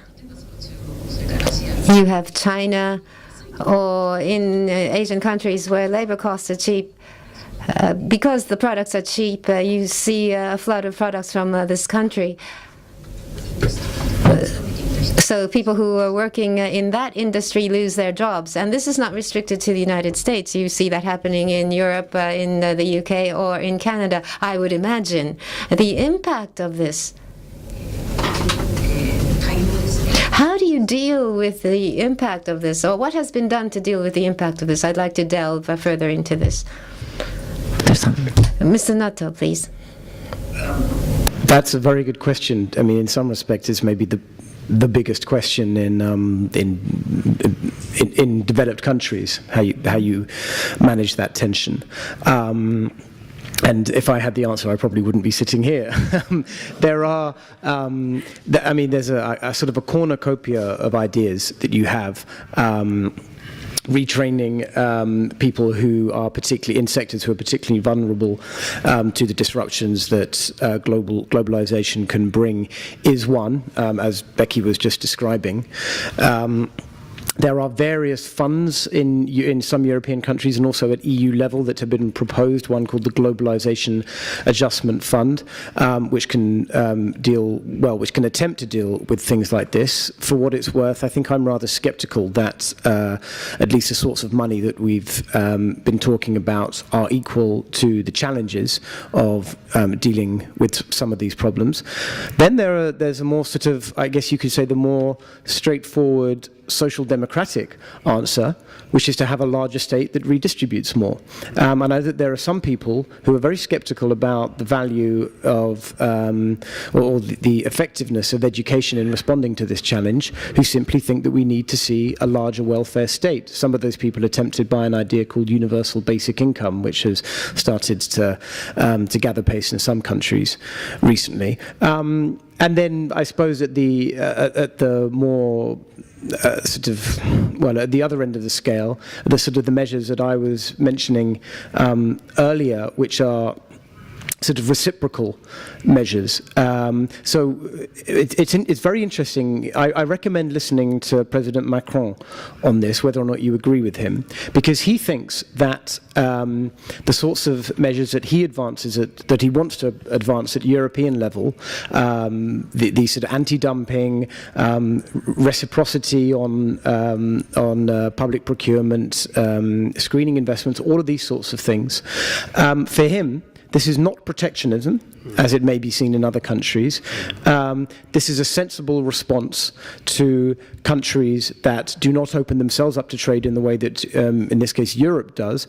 But they're also, and he always makes this point, they are the best way to disarm the populists of their argument. He says one of the reasons that we've been so vulnerable, and he often likes to cite the examples of Britain and America, of Brexit and Trump, one of the reasons we've been vulnerable is that we haven't stood up. We've been operating in the law according to the law of the jungle, and we haven't created our own rules in response to countries that are not taking ours seriously. And that is why populists have been able to take advantage and to do very well amongst some segments of the population. In order to stop them from doing so well, we need to stand up to those countries who do not take globalization, trade, and openness, do not see them in the same way that we do. I think it remains to be seen whether that's a viable strategy for taking on populists and nationalists, but it's one that's certainly starting to gather pace, at least in Europe. カナダでは In Canada, what is the situation? To disarm the populists. The argument that talks about disarming the populists, I think that's interesting. The emergence of populism, is that not seen much in Canada? What is the situation? Or if there is such an emergence of populism, how are you dealing with it? In Canada, populism is only recently a dirty word. It was considered a legitimate form of politics until recent events in Europe and in the United States. I think that Tom and others have hit the nail on the head when they say that policymakers have to recognize that people, and I think Kojo-sama said this too, that policymakers have to realize that people are hurt by some of these free trade arrangements. And these people, the people who are hurt, have to be dealt with, have to be helped in some way. In Canada, the first wrenching effect was the US-Canada Free Trade Agreement, which came into effect in 1989. And the government at the time promised the best retraining systems that money could buy, but never delivered. So there was much wrenching of employment during that period, in part because we also were going through the recession of the early 90s. But the combination was devastating for communities in Canada.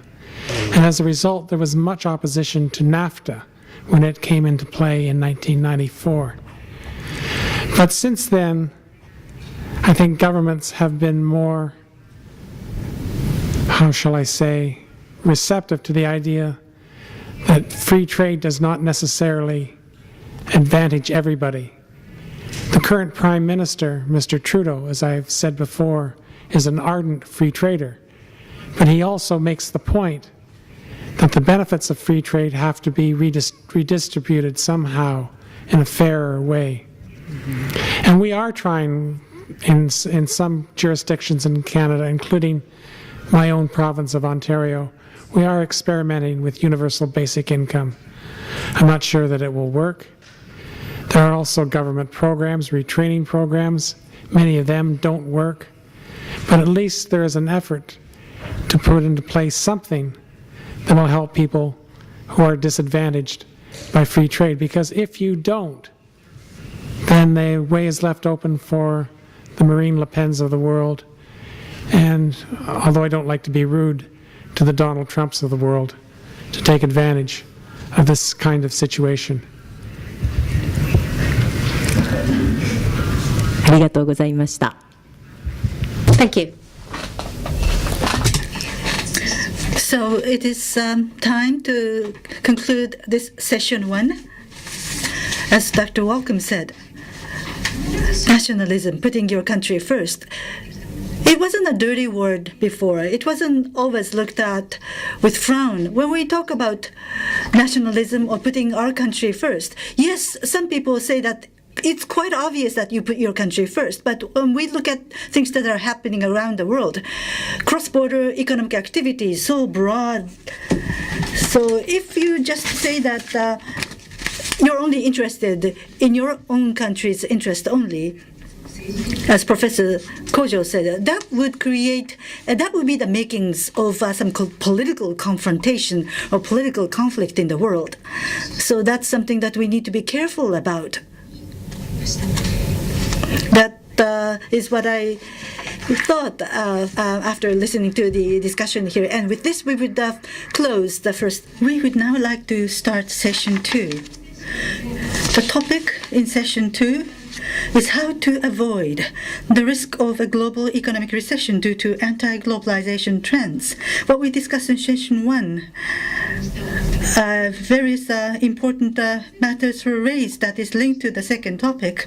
There's going to be a Q&A session after session 2. Question sheets are distributed to you. So please write down your questions or comments. At around 5 p.m., our people will go around this room with a collection box. So please hand your question sheet to us at that time. Ms. Ebara, the floor is yours. Thank you. We would now like to start session 2 from here on. As we see a rise in nationalism, in order for there not to be an economic recession, what can be done? What are the measures that should be taken? How can we avoid the risk of a global economic recession? So we would also like to ask the panelists from Europe, UK, the US, and Canada. What are the responses taken to avoid this risk? And international institutions, G7 and G20, multilateral frameworks do exist. So how are they supposed to function? What should we expect from these arrangements? That will be discussed in the first part, and in the latter part, we would like to discuss how Japan should address this issue. What kind of actions should Japan take? So that will be discussed in the latter part of this session.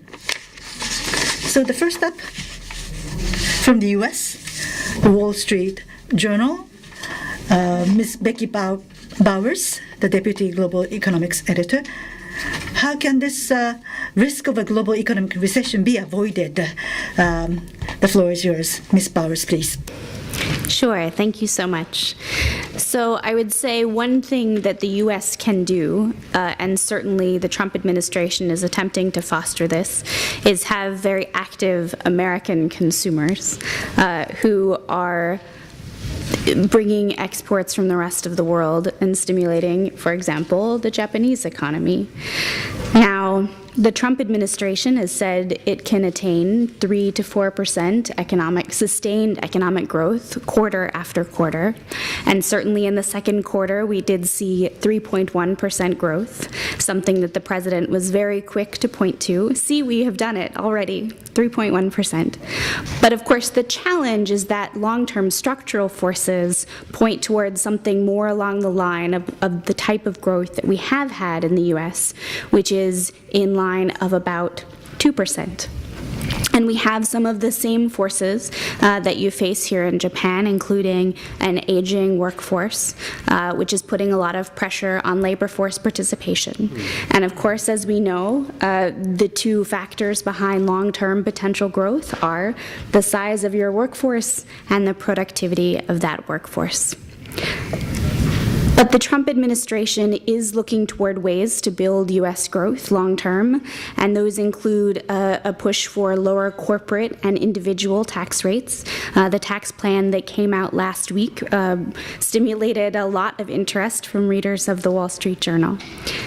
In addition, he had targeted more favorable trade deals, a reduction in regulation domestically, an investment in infrastructure, which is something that we haven't yet seen materialize, and an increase in business and consumer confidence, which has materialized quite strongly almost immediately upon the election of the president. We have seen confidence from manufacturers, from small businesses, from individuals. But one of the more interesting things about those confidence measures are that in measures of consumer sentiment, we see a wide partisan divide that we have not previously seen, at least not to the degree that we have seen it.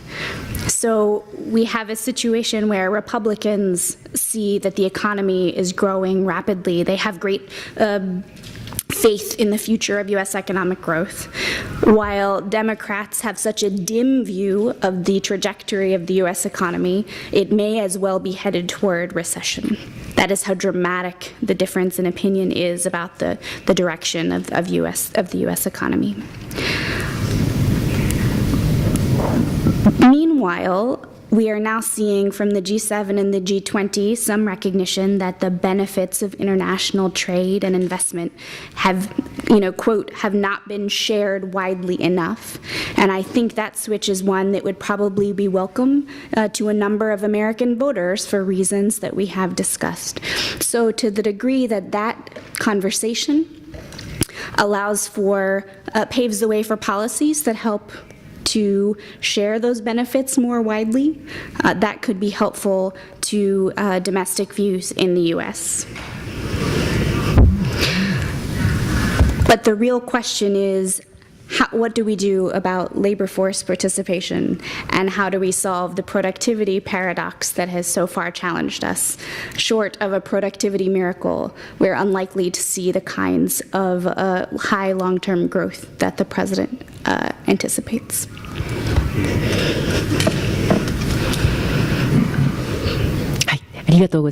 Thank you very much. The same question. How can the risk of a global economic recession be avoided? And multilateral arrangements, what do you expect out of that? UK and Europe, from both perspectives, can you share that with us? So I think you're voicing a concern about the rise of protectionism, and it's certainly a concern that is shared in parts of Europe, and I think it's justified. The latest report from the OECD has some data on this. They measure the number of trade restrictions that have been put in place in G20 countries since the 2008 crash, and the number now stands at 1,300, and it's growing rapidly by the year. There's also been a slowdown of global trade relative to GDP growth. The same report has got the data on that too.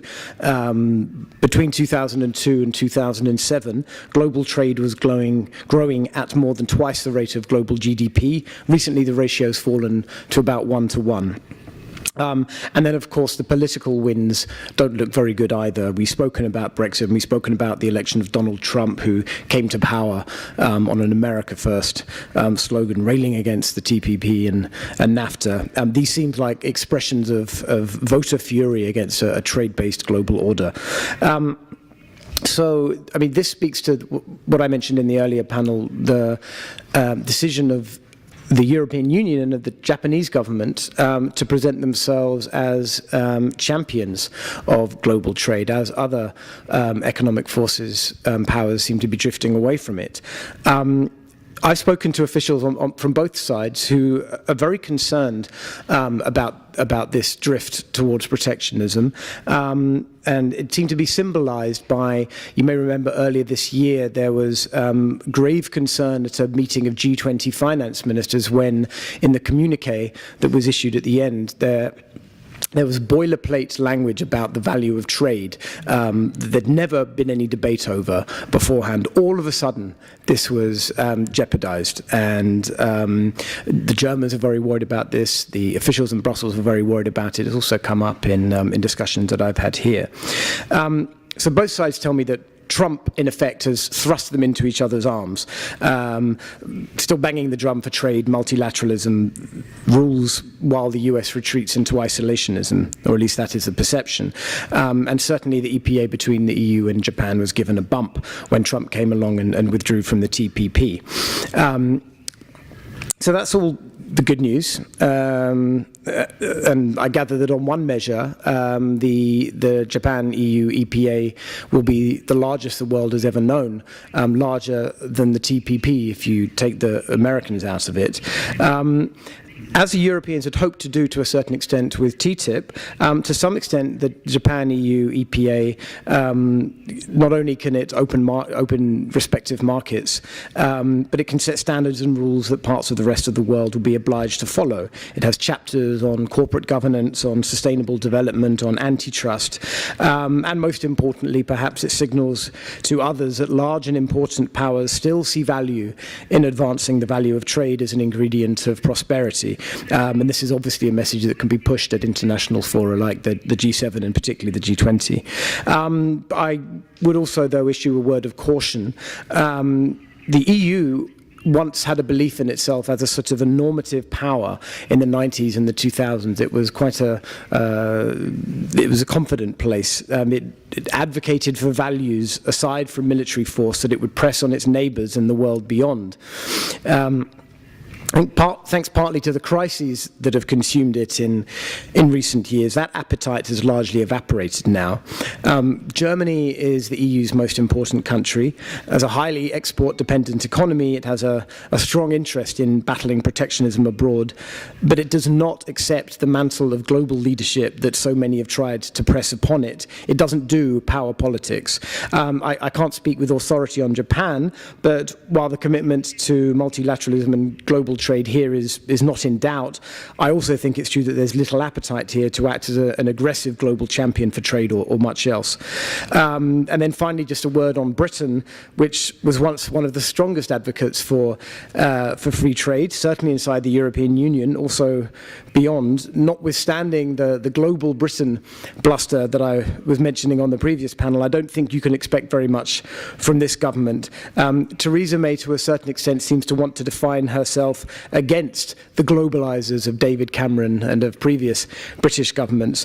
Jeremy Corbyn, the leader of the opposition Labour Party, whose chances of succeeding her seem to grow by the day, detests trade pretty much as much as he likes the governments of Cuba and Venezuela. So I think we'll have to look elsewhere.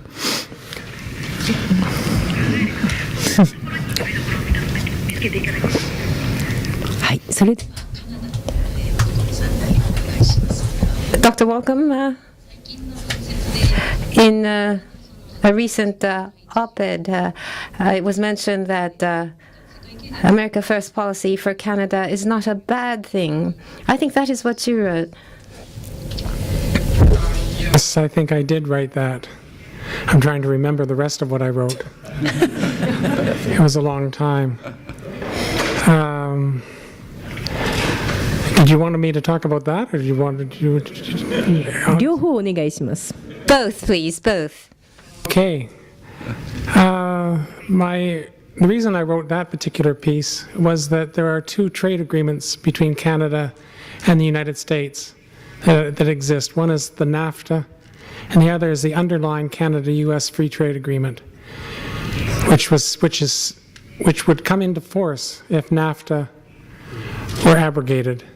And the original Canada-U.S. Free Trade Agreement lacked a chapter on investor-state dispute mechanisms, which is in the Nafta, is still very controversial in Canada, and it permits an aggrieved company to sue one of the states, one of the participating states, if an action of that state has somehow reduced the profitability of the company. And this is Chapter 11 of Nafta. And it's been used with great success by American companies to end environmental regulations and other regulations, public interest regulations, put forward by various Canadian governments. So that's why it's both unpopular in Canada and unpopular to me. Now, one of the advantages of Trump's promise to get rid of NAFTA is that if you got rid of NAFTA, the underlying Canada-U.S. Free Trade Agreement of 1989 would still exist. And that agreement did not have a Chapter 11 in it. So the point I was making, I believe, in that article, which I can barely remember now, is that to some extent it would be better for Canada if NAFTA were eliminated and we were left simply with the original Canada-U.S. Free Trade Agreement, because there would be no Chapter 11. I don't know if that answers your question or not. The other thing that you wanted me to talk about was the risk, what Canada is doing to solve the risk of a global economic recession. And I guess there's two things. There's one thing that I should mention before I get into that question, and that is a reminder that the last recession, the recession of 2008, was not caused by global protectionism. It was caused by other factors. And in fact, some of those factors were the ability of financial institutions to operate without regulation internationally and with cyclonic effects if they got into trouble. So I only want to make that point and to say that there are many things that cause recessions, and protectionism is only one of them. But I will try to answer your question about what Canada is trying to do. I will try to answer your question about what Canada is doing to prevent another global recession, or at least a recession that affects Canada. And what it's doing is fairly controversial, or fairly conventional types of solutions. And the Canadian government is a great believer in trade liberalization. So Canada is, of course, just completed a trade and an economic deal with Europe, the CETA, Comprehensive Economic and Trade Agreement. The Canadian government is still involved in TPP 11, although I think it's taking a bit of a back seat because of the NAFTA negotiations.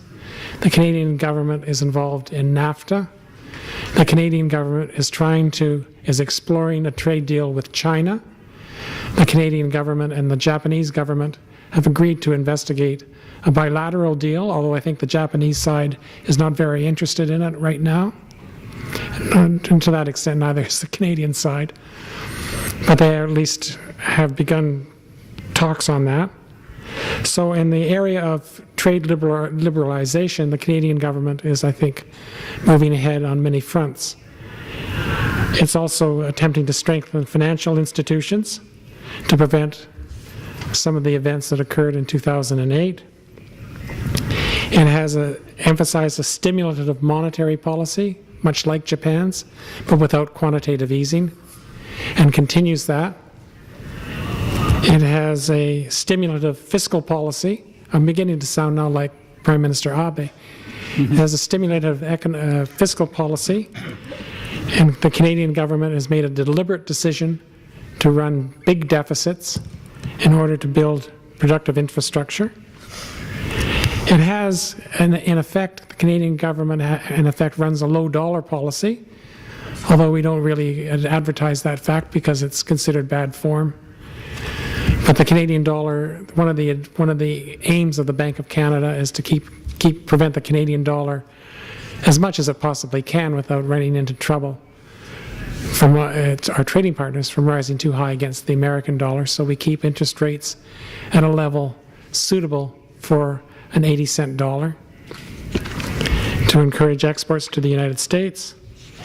And in addition, in recognition of the fact that many of us have talked about, that trade liberalization's benefits are shared unequally, the Canadian government has put in place some tax policy changes to soak the richer, or at least the relatively richer, and benefit the relatively poor, or as the Canadian government the Trudeau government likes to call them, the hardworking middle class. So those are the things that the Canadian government, to the best of my knowledge, and I'm not a spokesman for the Canadian government, but those are the things that it is doing in an attempt to prevent another recession from occurring. Now, you've also asked about international organizations, and I'll be very brief here. I thought the IMF played a wonderful role in the recession of 2008. It was a leading force there in organizing the world, the industrial world, to come together and to fight that recession. And it's become, I think, an admirable organization. One that the IMF used to be famous for beating up on small countries who ran deficits. And it's now a much more sophisticated it still beats up on some countries, I think the Greeks would argue. But it's a much more sophisticated organization that is really trying to show some leadership in things that are necessary, including in some cases stimulative fiscal policies. The G7, I'm more negative on. I would argue that the G7 is an organization whose time is gone. It still gets together. They can't think of what to talk about in terms of the economy very much, so they talk about security matters. And that's, to a certain extent, that makes sense, because the G7 was started as an organization of the major industrial economies, the major economic powers, particularly the US, Japan, and the UK and other European powers. Canada got a seat too, because we always do. It's one of our little tricks. But the G7 does not include China, which is a huge power. So I think that this is the problem for the G7. The G20 organization, on the other hand, I would argue is an organization whose time has not yet come. There was an attempt, I think, in 2008 to make the G20 the relevant go-to organization. And for a while it looked like it was working, because the G20 at least contains China.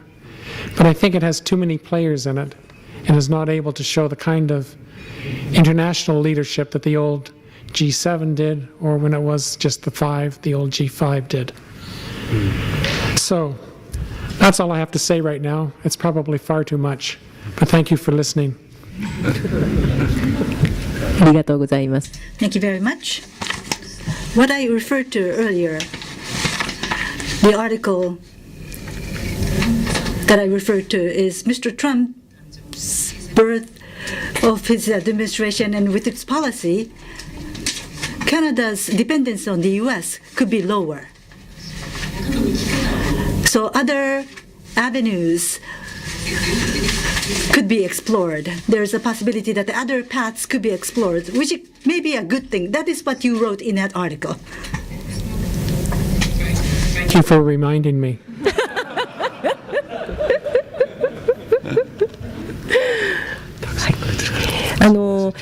IMF のです。 Now, IMF, Recovery for the Global Economy, in their report from the IMF, in July, World Economic Outlook was made public, and according to that, world growth is 3.5. So this is likely to accelerate from 3.2%. And in 2018, 3.6% is projected, and the drivers are changing. The U.S., with the largest economic scale, the dependence on U.S. and U.K. will be lowered, but the dependence on China, Japan, Eurozone, and Canada is now growing. This is according to their outlook, and this tendency may continue going forward. That is how I look at it. And we were talking about TPP 11 and Japan, EU, EPA. Large-scale arrangements they could turn out to be, according to Tom. Now, the projections and what should Japan do? We would like to hear from Japanese experts on this topic, starting with Professor Urata, please. Thank you. TPP 11, since this came up, I'd like to start from there.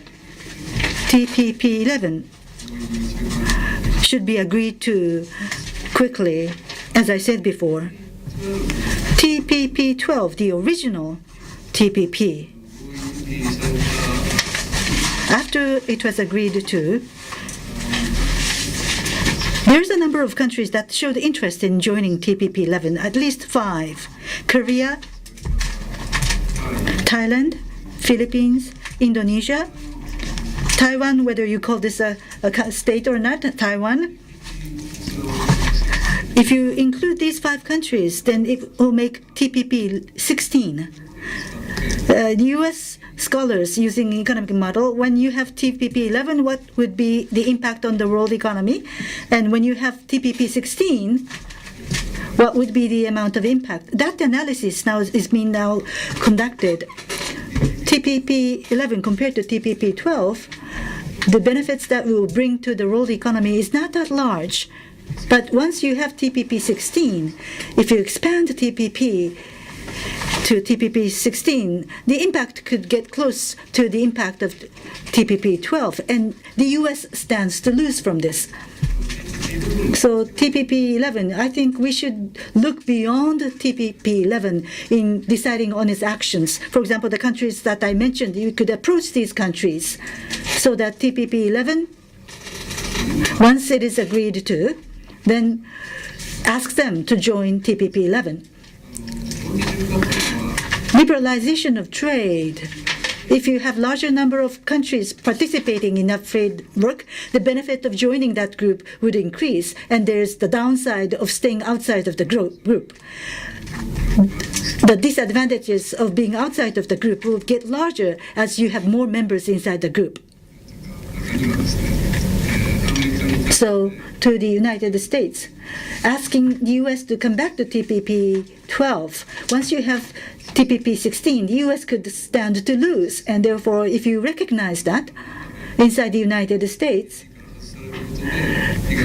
being outside of the TPP arrangement, competitive sectors that could be damaged, including agriculture and services, these sectors could be hit if they are excluded from the TPP arrangement. So going back to TPP 12 would be in the interest of the United States. Appealing this to the President Trump, and we would like to see U.S. coming back to the TPP arrangement. As for Japan, we should try to expand the TPP framework, and Japan, EU, EPA should be concluded as soon as possible, and RCEP is currently finding itself in a very difficult situation. Negotiations are not progressing. We're not getting closer to agreement. In this context, Japan should be more active in leading RCEP negotiations. Japan should show its willingness to lead this discussion. And in TPP 11, as I said before, Japan should be more positive in approaching other countries to put together an agreement, and similar things could be done on the RCEP front. Then people would start to look at Japan and see that Japan, when it comes to liberalization of regional trade, it's trying to make a contribution, making a contribution to liberalization of global trade as well.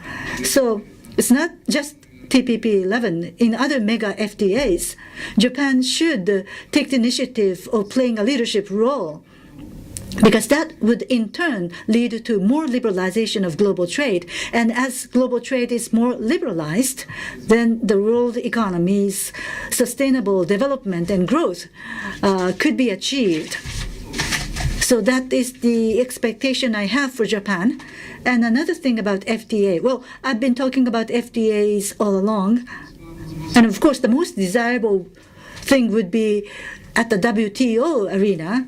In many sectors, rules could be developed, and based on those rules, more liberalization could take place. That will be the most desirable.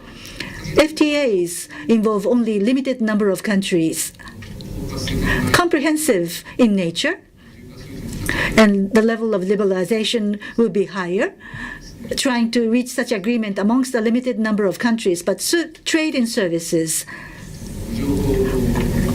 or information equipment, by sector, there is also liberalization negotiations underway. This is called plurilateral negotiations. And many countries are actually taking part in these negotiations. They are discussing around specific themes and sectors to try to create a framework for more liberalization. And if you increase the number of these sectors that will be discussed, you could see more acceleration of these developments. And FTA could overlap these developments as if you have a mesh of these things. Then ultimately you have a more open system, more transparent system, and more stable set of rules for the world. We could call this WTO Mark II. Something new could be created, and it is towards those goals that Japan should lead others in moving forward, so that the global trade system could be made more resilient to drive global economic growth. Thank you. Thank you very much. Dr. Kujo, please.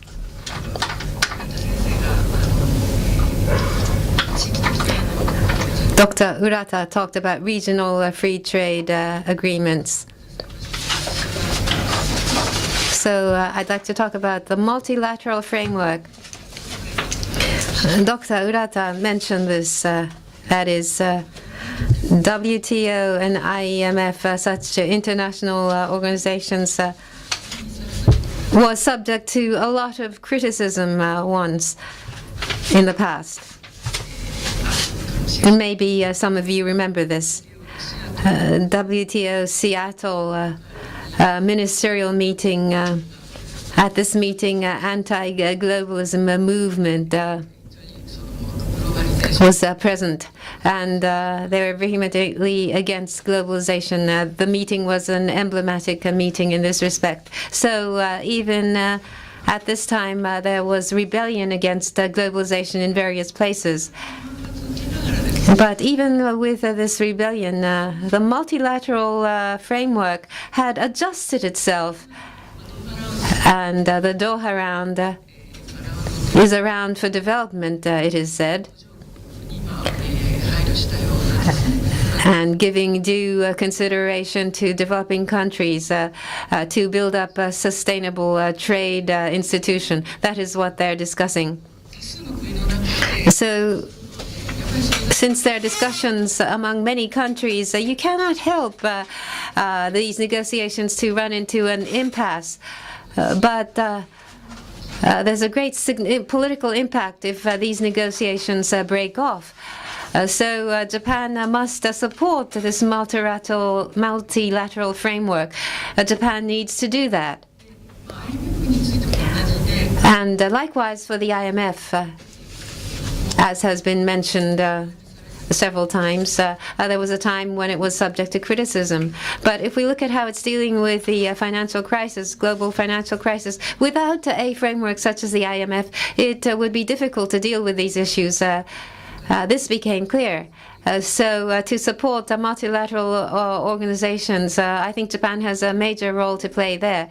And on the G7, And it was mentioned that its days are over, the days of G7 are over. But with the emergence of the Trump administration, I think all the more G7 has become meaningful and has a role. That is, on the one hand, somehow, even with protectionist measures, basically the United States saw its role as promoting liberalization. When the United States is turning to protectionism, for the leaders to get together in a little circle to try to persuade Mr. Trump is a role for the G7. It may sound paradoxical, but I think that there is a role for the G7 indeed. The G20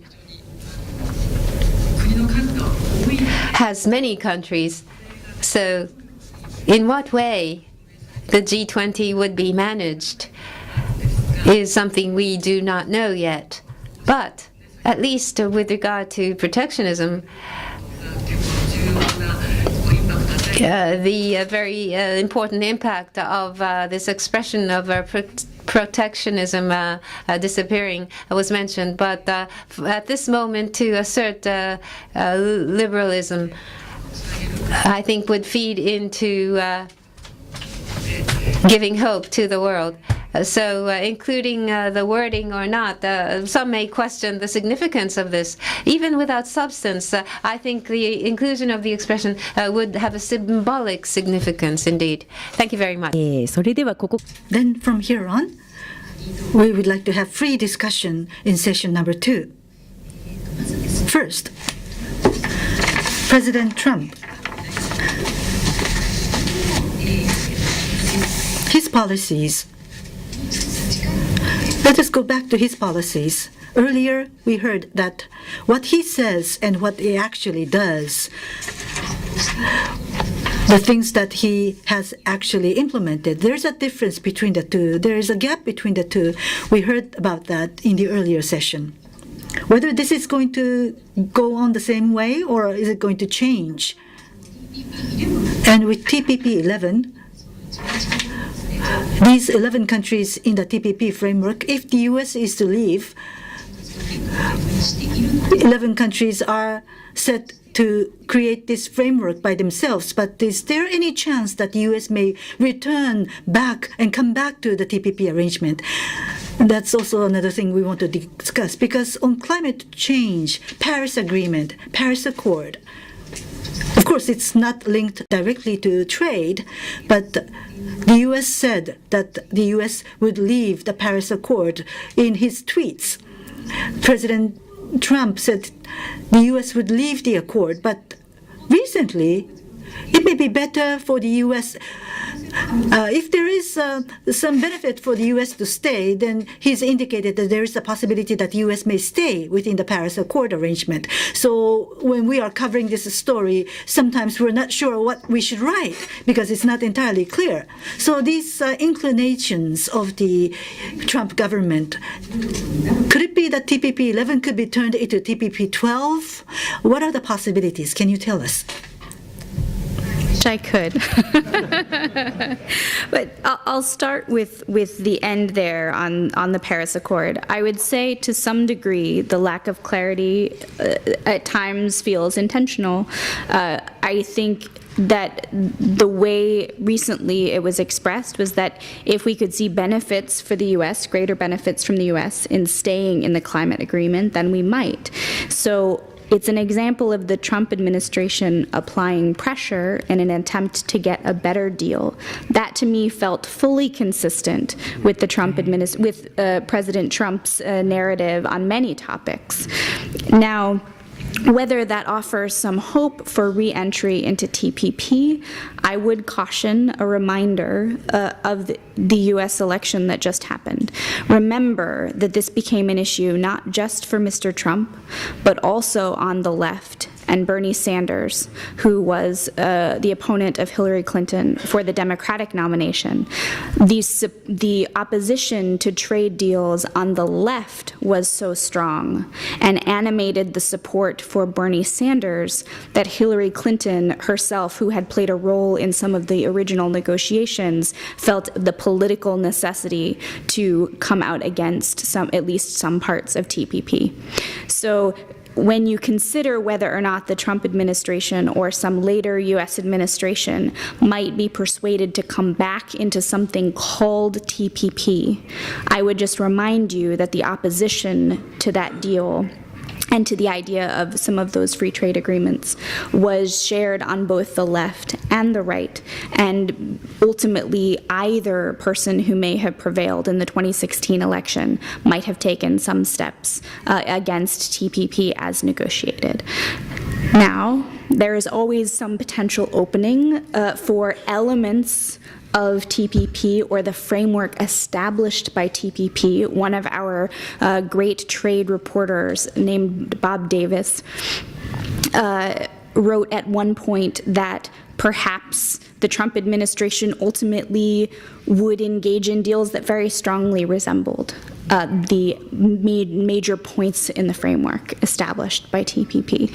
So it may be that the greatest lasting legacy of TPP is that it provides a way forward on other kinds of deals.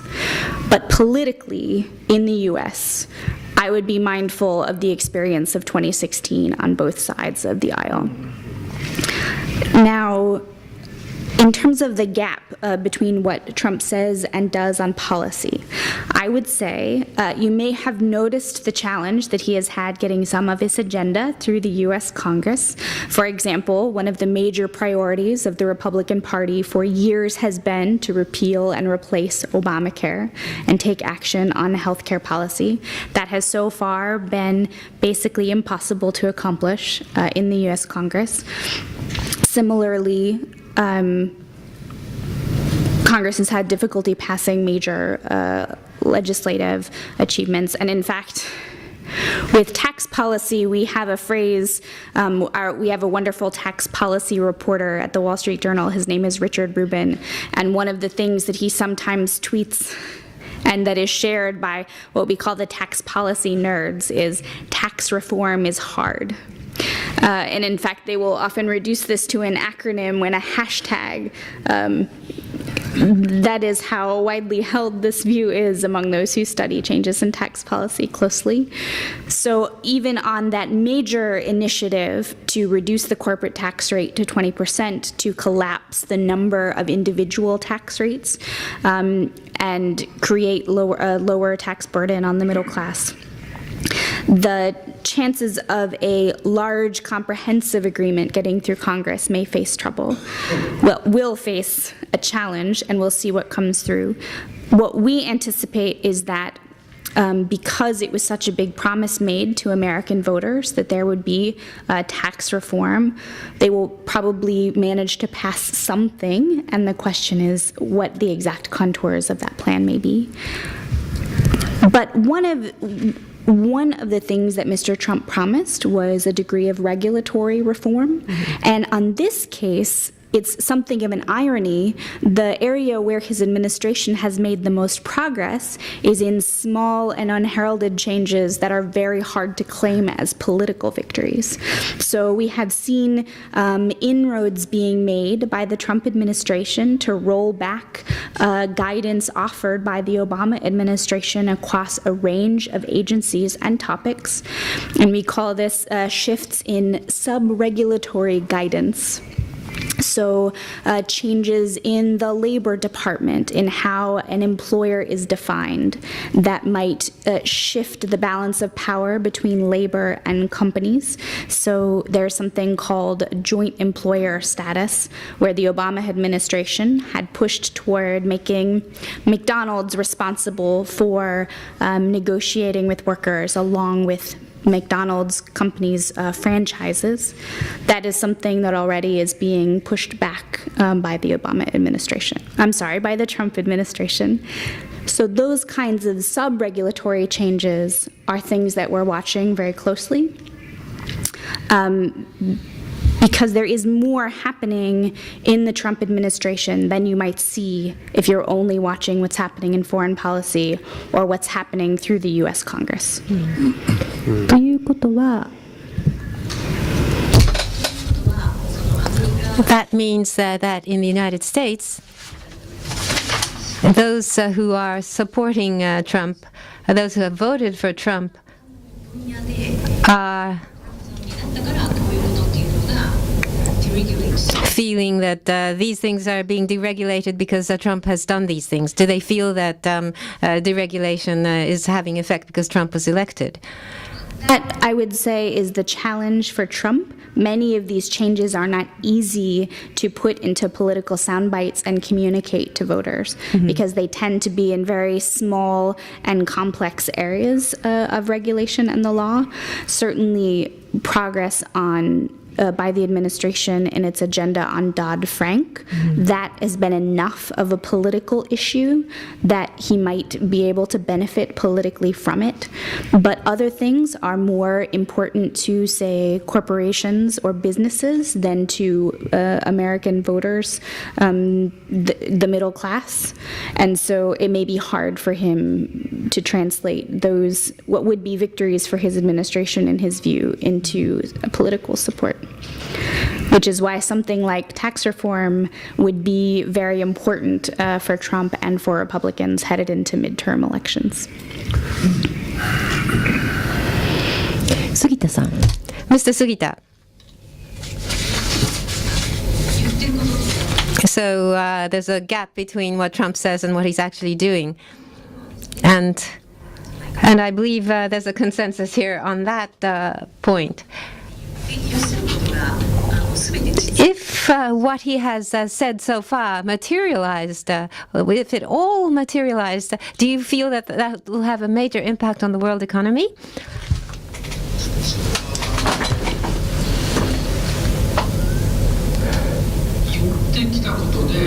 Well, what he has said and what has materialized, for the most part, is in the area of diplomacy, pulling out of TPP or renegotiating Nafta, or with regard to tariff on China.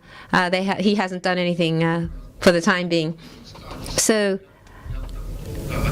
there are several things he's done, and then what he has not done are things related to China.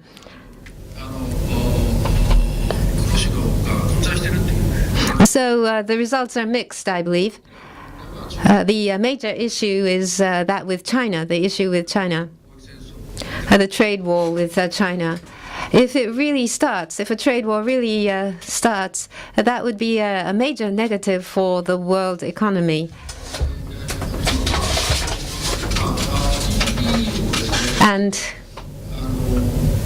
TPP, well, I was in Washington last week. I was in the Foreign Relations Committee of the lower house. The Asia-Pacific Committee chairman is whom I met, and I discussed the TPP with him. And I asked about, what about TPP? And he is a free trade he supports free trade, and he said even if the TPP is brought to Congress, it would not have been voted in. It would not have had the support of Congress. He's in the lower house. The TPP would first go to the Senate, but he believes that it would not have been ratified. Between Congress and White House, there was a round of negotiations. There would be a round of negotiation. In the end, it would have been passed. But the general public opinion in the United States is that that TPP is not something which is acceptable. So, among the things that Trump is doing,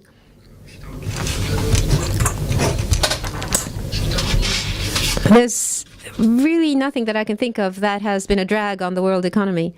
If all materialized, if he does realizes everything which he has said with regard to China, that would be a major issue. There was some discussion of G7, so let me talk about that. G7, now China is not in and Russia is not in, and so how to think about the G7 is indeed an issue, but I feel that G7 is dealing with security and political issues, and G7 focusing on that issue as a result is a good thing. And in relation to the populism issue, democratic values to be shared at the G7. Russia was an outlier to begin with, so the character of the G7 that is changing the nature of the G7 from economy to political and security sphere, I think is meaningful in its own way. Mr. Nato? G20. G7, G20, the significance of these frameworks. What do you think about that?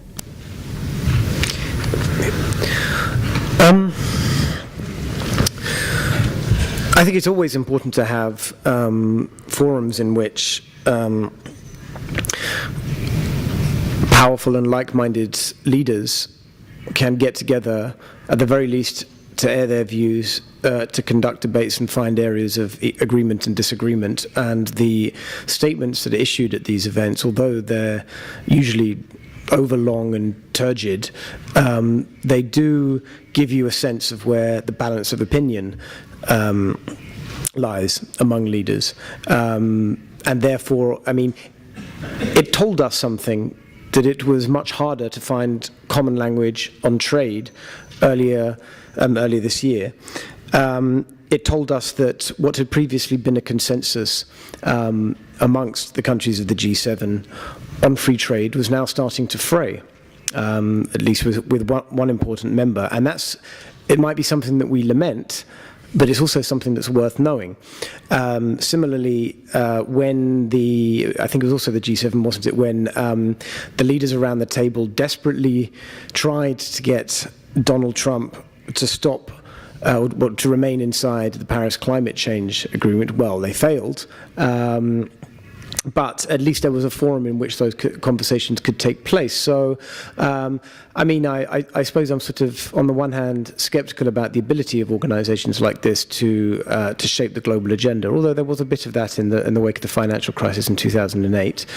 On the other hand, I think it's always useful for leaders to have an opportunity to meet with each other and to discuss these things. Welcome さんはそれに Dr. Welcome, what do you have to say to that? Well, I've already mentioned my views on the G7 and the G20. I can't dispute Tom's point that it's not a stupid idea for leaders to get together and talk and see what they disagree about. But my point was that the G7 and the G20 are not doing what people had hoped they would do. The G7 because, as Sugita-san says, it's concentrating on security, not economics. And the G20 because, well, there are probably just too many people there. So my view is still that these are not fabulously useful organizations, or not as useful as we had hoped they would be. I suppose that's no reason to get rid of them, because like the TPP-11, they may eventually flush themselves out.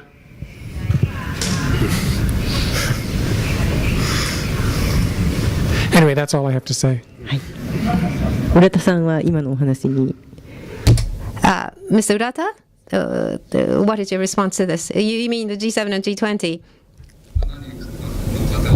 As several persons have said, the influential leaders are getting together, exchanging views, and there are points on which they agree, and then there are points which they do not agree upon. It's important that they distinguish between the two.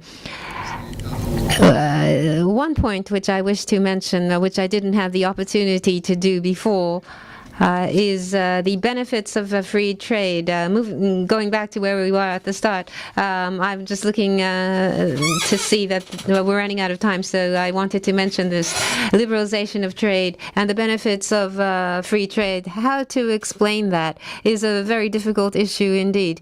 The economists explain it, and then it becomes a textbook style of explanation. But I think at least there are two ways you can go about explaining this. the opposite of free trade, protectionism, causing a chain reaction and creating a situation like the one we saw right before World War II. If that happens, all of the countries of the world would suffer damage, and history attests to this. That is the issues of protectionism. That is something which needs to be emphasized. And conversely, why is free trade preferable? There are different points that can be made in this connection, but at least there are 2 points, I believe. Firstly, it promotes economic growth. The reason being, if exports, for example, grow, then production grows. So in that sense, by liberalizing trade, export is promoted, and as a result, production and employment grows. These are the merits. And when trade grows, productivity goes up.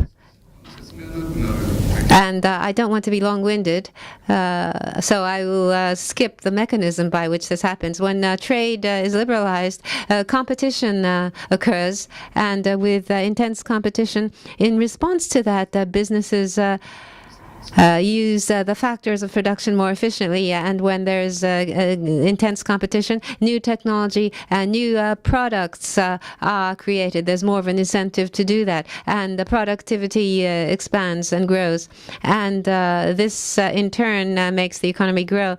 If we look at post-war economic growth in Japan and the mechanism by which this happened, we see that free trade contributed to Japan's growth, and likewise for China and many countries of East Asia. So we need to be, again, aware of this. And to the general consumers, what impact does this have? It is often said that the merits of trade liberalization should be spread out, was only spread out very thinly, but by liberalization, people suffering damage becomes more prominent.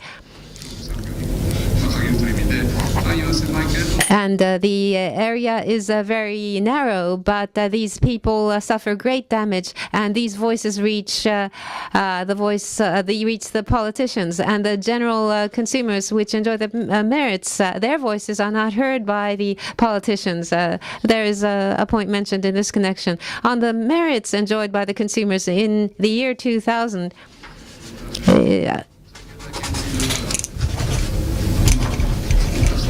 We published a book from the Institute for Institutional Economics, IIE, and this was a book about measuring the results of protectionism. For one family, the protection which was in place at the time was considerable. 1 year, the cost was 140,000 per annum, and so without protection, 140,000 yen would be the increase in income. It would be the same result. So how you view 140,000? If you look at a low-income household, this is a large amount. So this kind of analysis should be done more. And the results of the analysis should be shared with the journalists through exchanges. And the journalists should be asked to spread this kind of information more. And we need to do more of these studies. The cost of protection, especially to the low-income households, the cost of protection is large. We have a large protection in place for foodstuffs. The economy is good in Japan, but income and wages are not going up. There's no merits being enjoyed by the low-income people. If we do away with protection on rice, there'll be large merits going to the low-income people. We hope that the result of this research would become better known. And for this purpose, I'd like to ask the journalists to cooperate. I'm making a request here. And in this way, I believe that the merits of free trade can be explained. Thank you. To what Professor Urata said, are there any additional comments to be made? Anyone has anything? Let me. Professor Urata, thank you so much. 100,000 yen is a very large number. So yes, this has to be conveyed. Now, in my initial remarks, I touched upon this, that free trade, people who are opposing to free trade, tend to be white. In the case of the US, according to polls, middle-aged males, white middle-aged males. Now, the result of Brexit vote in the UK, young people and minorities voted to stay or remain in the European Union. And similarly, here in Japan, by demographics, if we conduct a survey according to age groups, globalism and free trade, young people are generally for free trade, or maybe women also, maybe for free trade and globalism. But I would suppose people my age or above, males, would be quite negative about these ideas. That issue, that problem, was the target of Mr. Trump. He captured that, and that is how he garnered the votes. And Brexit also, such people were excited. And so if you explain to a certain group of people focusing on that matter, I think we need to be able to explain to people the benefits of internationalism, globalism, in a focused manner. Mr. Sugita, what you have said. Let me go back to the result of survey. According to my memory, there were many people who were opposed to that. For example, women were against free trade. They are more protectionists, because housewives find problems with imported food in terms of safety matters. So in the case of Japan, women tend to be more protectionist. And our age, males our age, tend to favor free trade because we are the ones ours is the generation who feel the benefits of free trade, but young people have never experienced any such benefits. So young people don't favor free trade. And social media often talks about negative news about free trade. So they tend to see such pieces of news. This is according to my memory. If I'm wrong, I will stand corrected. But the actual results of the survey may be the opposite of what Mr. Sugita has said. Yes, please. Most probably, the situation in the United States and the situation in Japan shows the differences. In the United States, those who are opposed to free trade is people who are focusing on areas that Mr. Sugita mentioned. And in Japan, those people are focusing on areas that Mr. Urata mentioned. So having looked at all the material that I've seen before, that's my conclusion. Dr. Urata's explanation is very convincing, and I understand it. But even if you say that, people would question whether that is really true for that particular person. For example, regionally, because of the industrial structure, there are differences from region to region. In Japan, in the regions, there's a lot of fatigue. There's a lot of things going into the metropolitan areas. When it comes to service industries, there's a concentration in the metropolitan areas. So where things are visible, the people feel that things are unfair because things are very visible. So what do you do about this? You can say theoretically you can give a theoretical explanation, but it would be not be very compelling. On the issue of employment, liberalization of trade is not what is the most influential factor. It's technological innovation, which is a big factor. And so that issue is there in the background. You need to be aware of this. And how to rectify disparities within the country is something that politicians need to seriously consider. Earlier on distribution of the benefits and profits, how to reduce disparities. These issues have come up. So in the United States, in the UK, and in Canada, what measures do you think need to be taken in this regard, please? Well, you were just mentioning the role of technology in the loss of jobs, and that is a very important trend that we have not yet discussed much. One of the solutions that has been proposed by various leaders in technology in the United States, in Silicon Valley, has been this idea mentioned on this stage of universal basic income.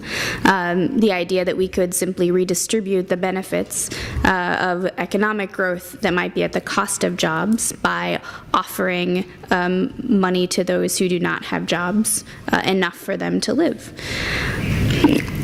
I will say that when we bring economists in to talk with us at the Wall Street Journal, at least once we've had a conversation about research by economic sociologists in the United States, including some at Harvard. And while I haven't spoken directly with them, I've spoken about their research with some. And the challenge with an idea like universal basic income, when you're talking about how people feel, it turns out that the relationship between their financial well-being and how they feel is not as direct as you would think. It's not enough that a family has the means to have food and medicine and care.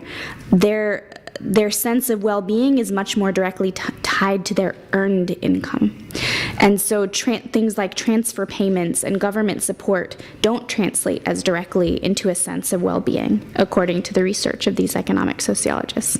So I think the proposal of a universal basic income, that research shows it may not be as simple a solution, that even if we have great wealth generated by automation and technology, that our challenge in redistributing that wealth will be greater than just writing checks.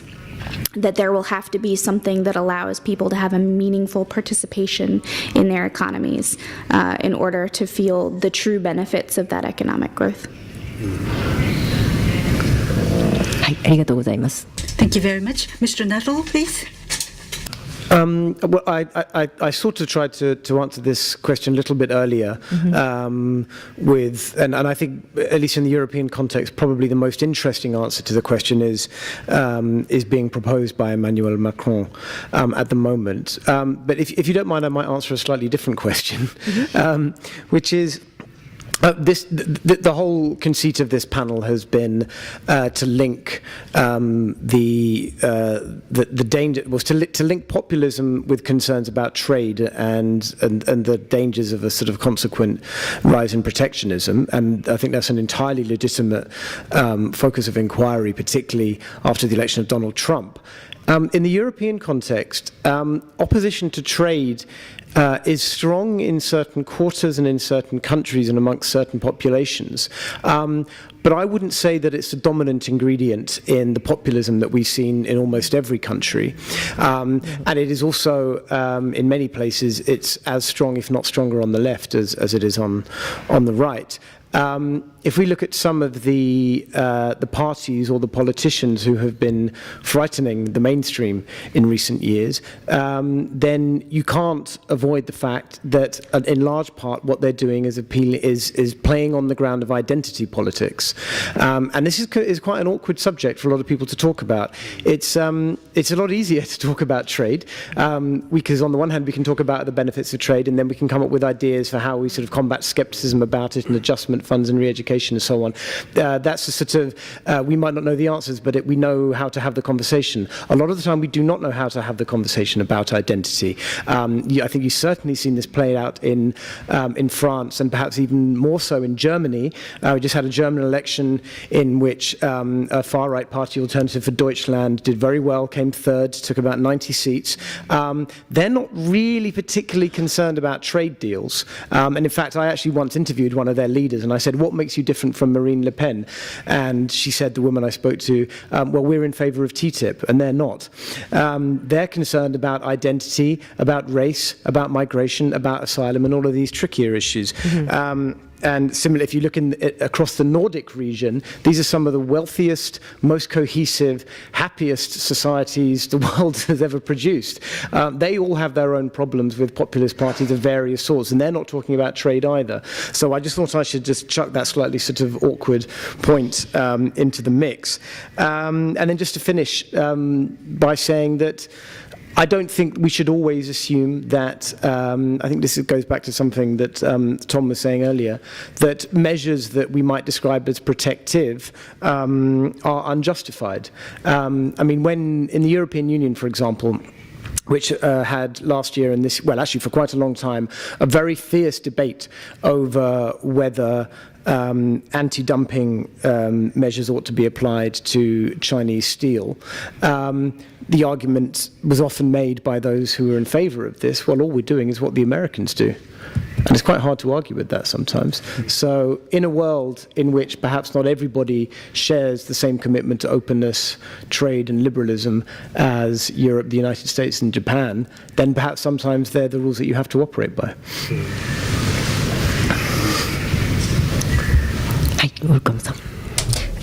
Dr. Walton, please.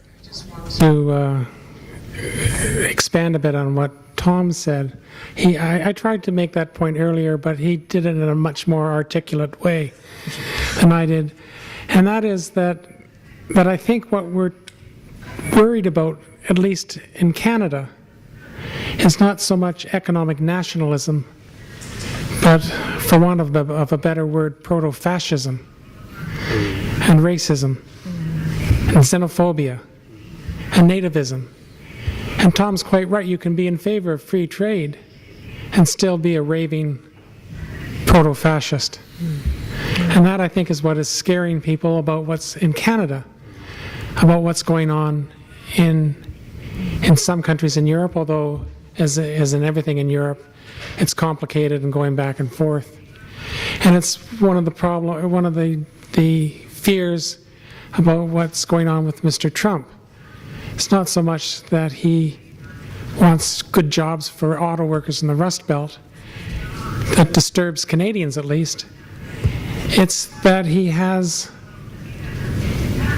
let's say, forbearance for racists in places like, what's the name of the town, Charlottesville? Charlottesville, Virginia. Charlottesville, Virginia.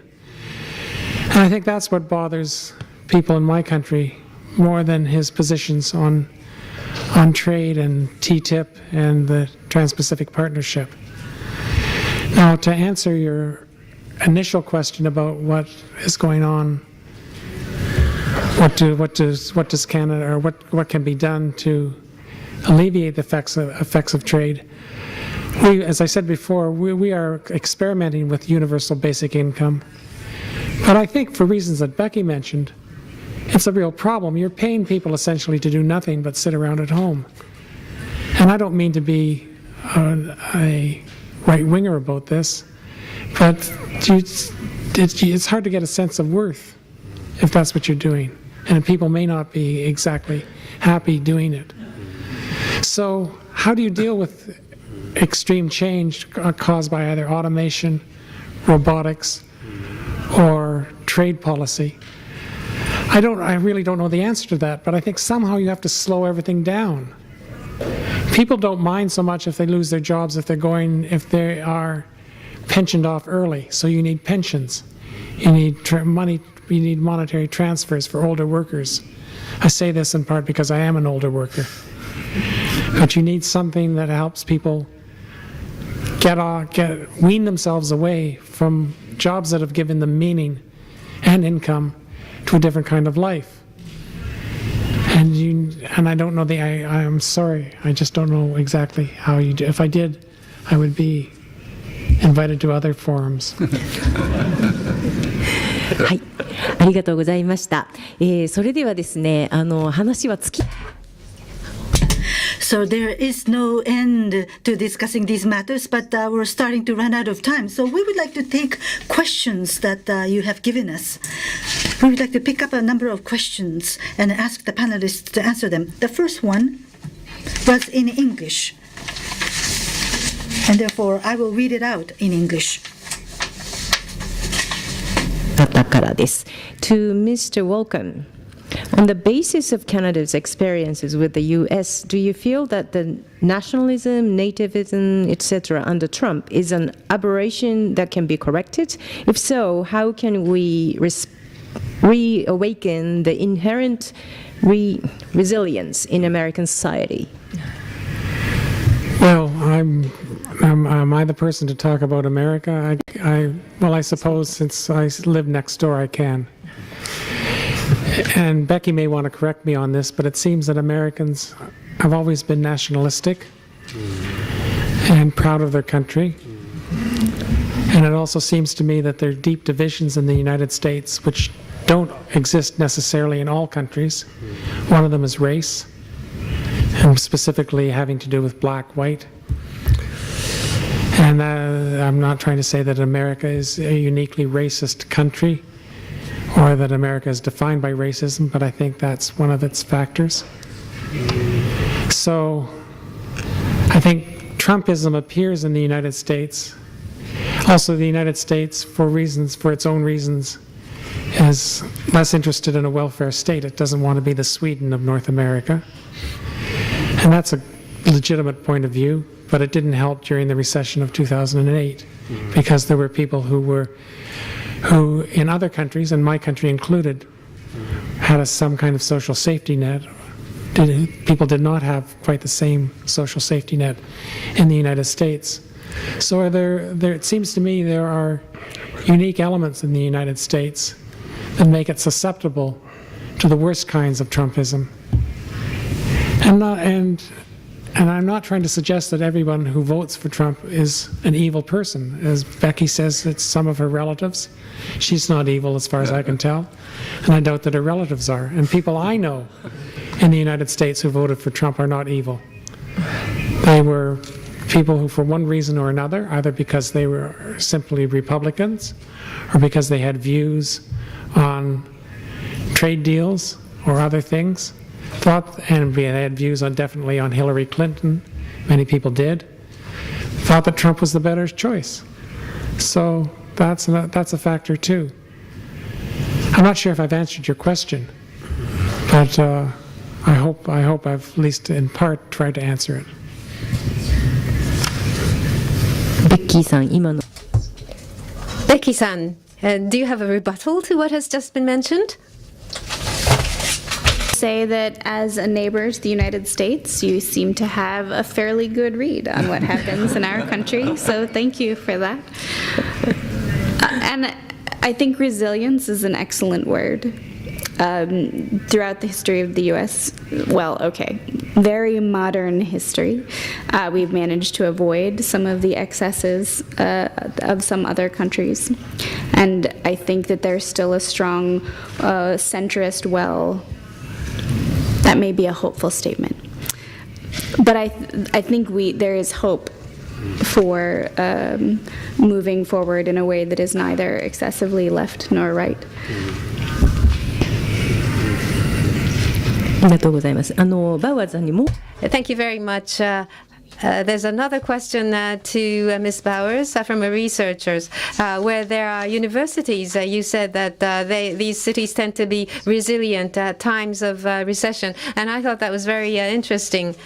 The staff and the teachers and the students, what role do they play? In what way do they link up, solidify to bring about the resilience? Could you elaborate on what you said earlier? Yes, that's a very good question. In some specific cases, there were partnerships between universities and businesses to train workers to have sites of innovation. So there was I believe there was research that was conducted in collaboration between business and academia.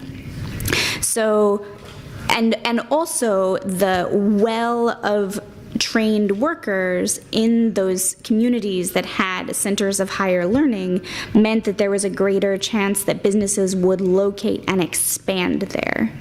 So it wasn't just the active participation between the universities and business, although that was part of what was happening. It was also that communities with institutions of higher learning had a fresh and educated workforce that would attract investment by businesses. So we saw all of those factors lining up in those communities that had some resilience.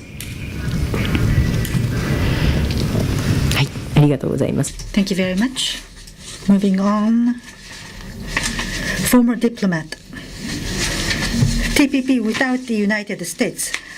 Even if Japan wanted to exercise leadership, is it going to function, TPP 11, without the US? Japan doesn't have that capability, and for Malaysia as well as Vietnam, they may not follow Japan without the US.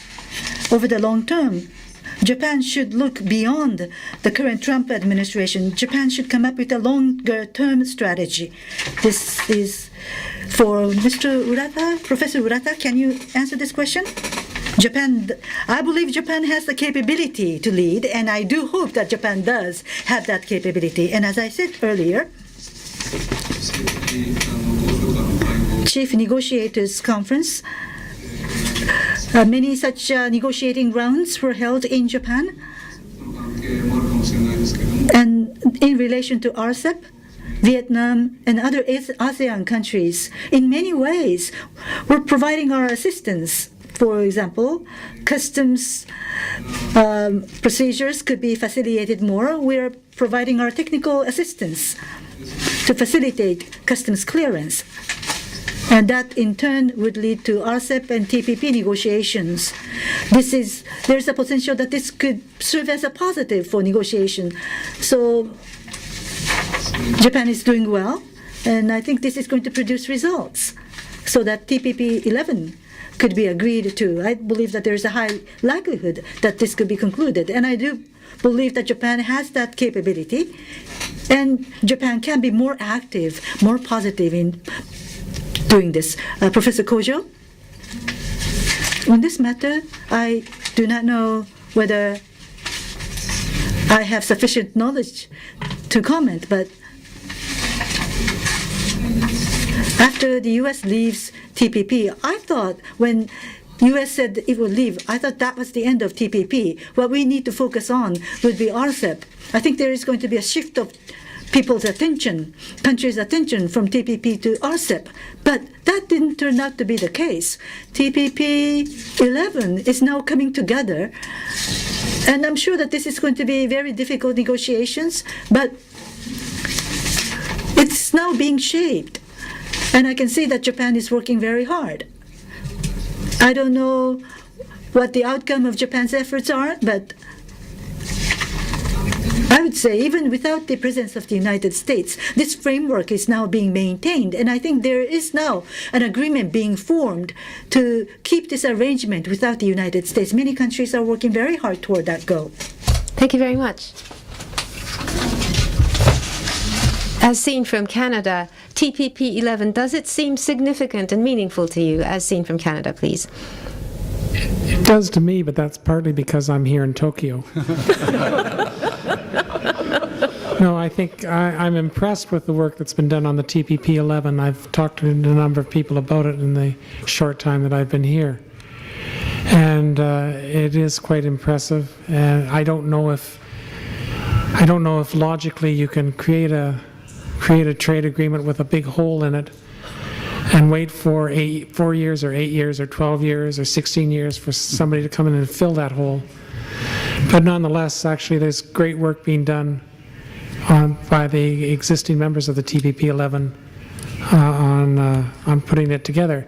Now, I have to confess that the TPP 11 is not on the top of the radar in Canada, even though we are one of the 11 and are taking part in the negotiations. And that's because in Canada, attention is political attention, government attention is focused on Nafta, on the Nafta renegotiations, because that's an existing treaty and it's considerably more important. But my guess is that the current Canadian government would be happy to join the TPP-11 if something can be worked out, because it's a trade-reliant government. So that's I'm afraid that's all I know. ありがとうございます。Thank you very much. One other question on trade. The person who was involved in trade negotiations in the past, President Trump's trade policies in the end might be seen as in violation of the WTO rules. With regard to the maintenance of the WTO institution, what does Trump think? That is the question. Becky-san, what do you think about this? It's a very interesting point. I'm not sure President Trump is concerned about whether his actions would be greeted with open arms by the WTO. I say this based only on his campaign rhetoric against most multilateral institutions and in favor instead of bilateral arrangements. So we have reported that in fact some of the actions by the US government might be perceived as violations of the WTO. And I think we're all just watching to see how that plays out.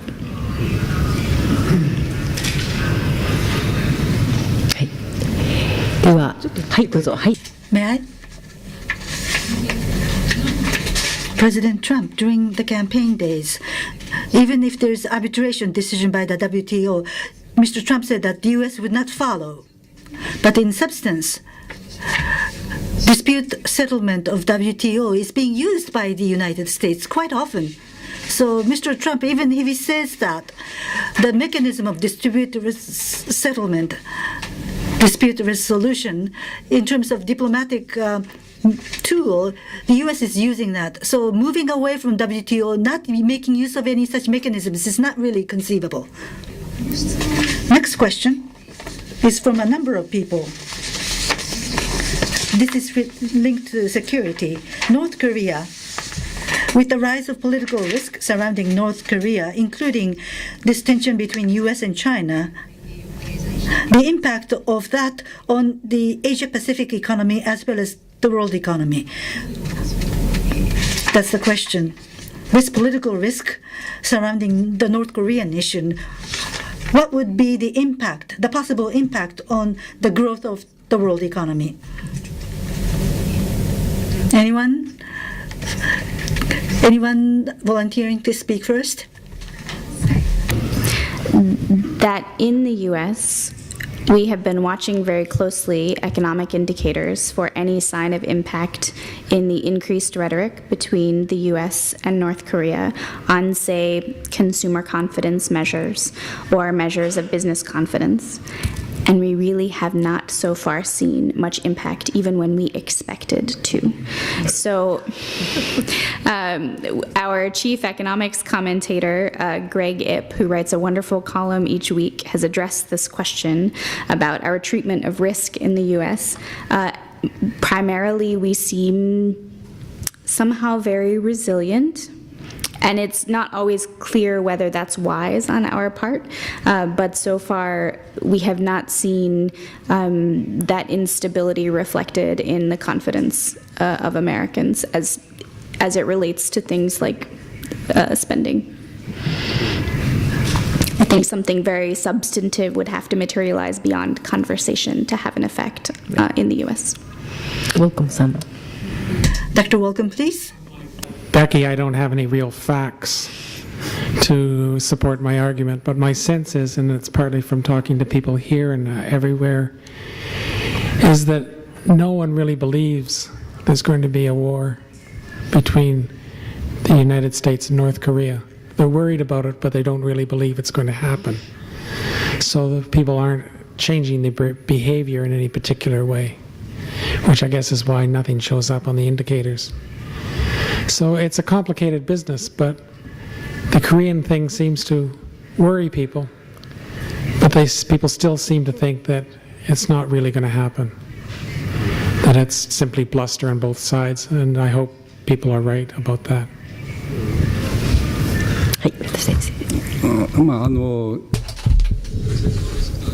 The risk of war is not what I'm about to mention, but this may be a trigger where defense industry-related expenditure actually goes up. And how economically that is viewed on the internet, we see that there are lots of entrepreneurs in the military industry. I don't think this is all wasteful, but the military spend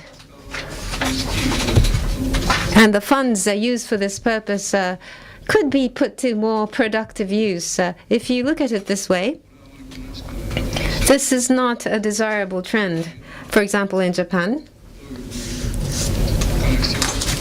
we know which sectors require money. We're seeing declining birth rates and aging of the population, nursing and the medical field. These are areas in which we should spend our money. And such money is being used for military purposes, and that is not good, I think.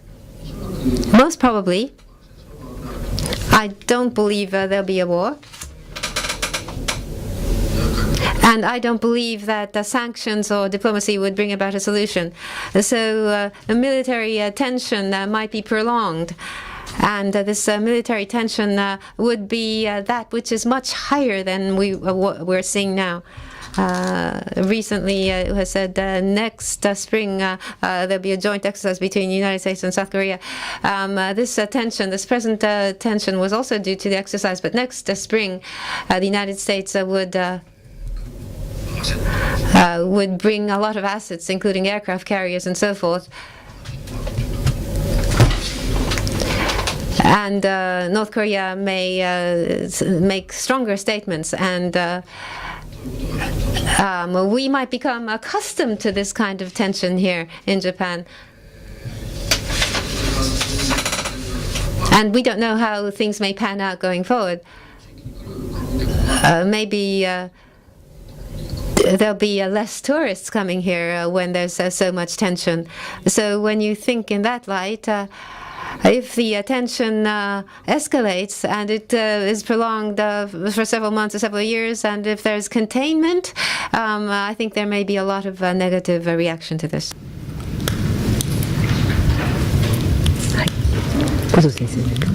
Professor Kojo, anything from your side?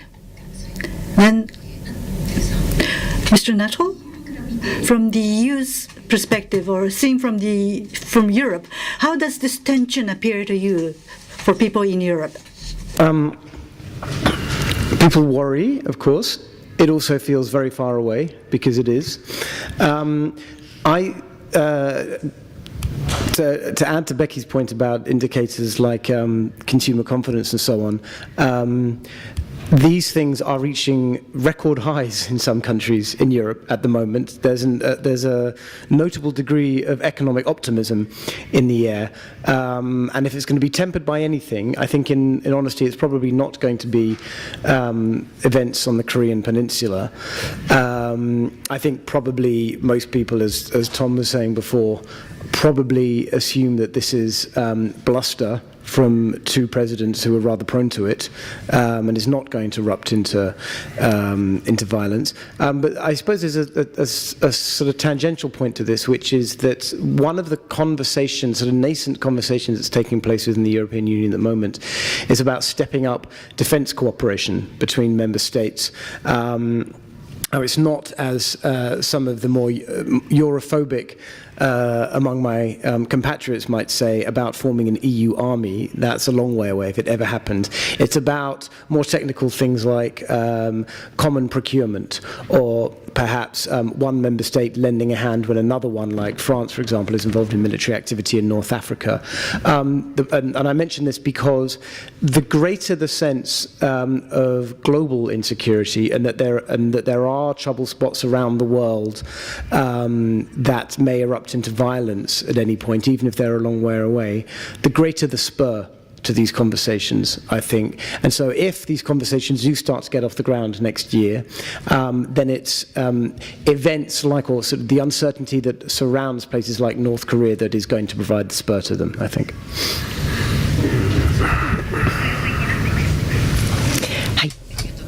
Thank you very much. We are running out of time, so we will be wrapping up on nationalism. We've discussed what we are actually questioning concerning this issue. I think this is a good opportunity to discuss this. The United States policy of America First and Brexit. What do we need to think about, and what do we need to review on this occasion? I think this was an opportunity for us to think about these things. The world is changing minute by minute, and free trade was such that mercantilism was criticized by Adam Smith, and he advocated free trade. And The Wealth of Nations was written in the 18th century, 1776. That was a while ago. And what was the population of the world then? It was less than 1 billion. And after World War II, free trade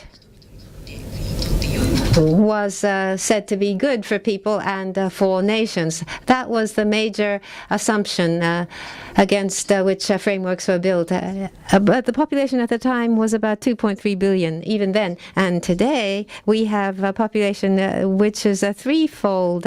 It's in excess of 7.5 billion. And national strength has changed considerably. You have emerging countries in China. Emerging countries are continuing to grow. In the 21st century, for people's livelihood to improve, we should work out an economic activity mechanism to ensure that. And I think we've been given an opportunity to do that. The trend of nationalism, I think, is giving us an opportunity to put some thought to this issue. So we'd like to thank you very much for your kind attention, and we'd like to express our appreciation to the FPCJ for giving us this opportunity. Thank you very much.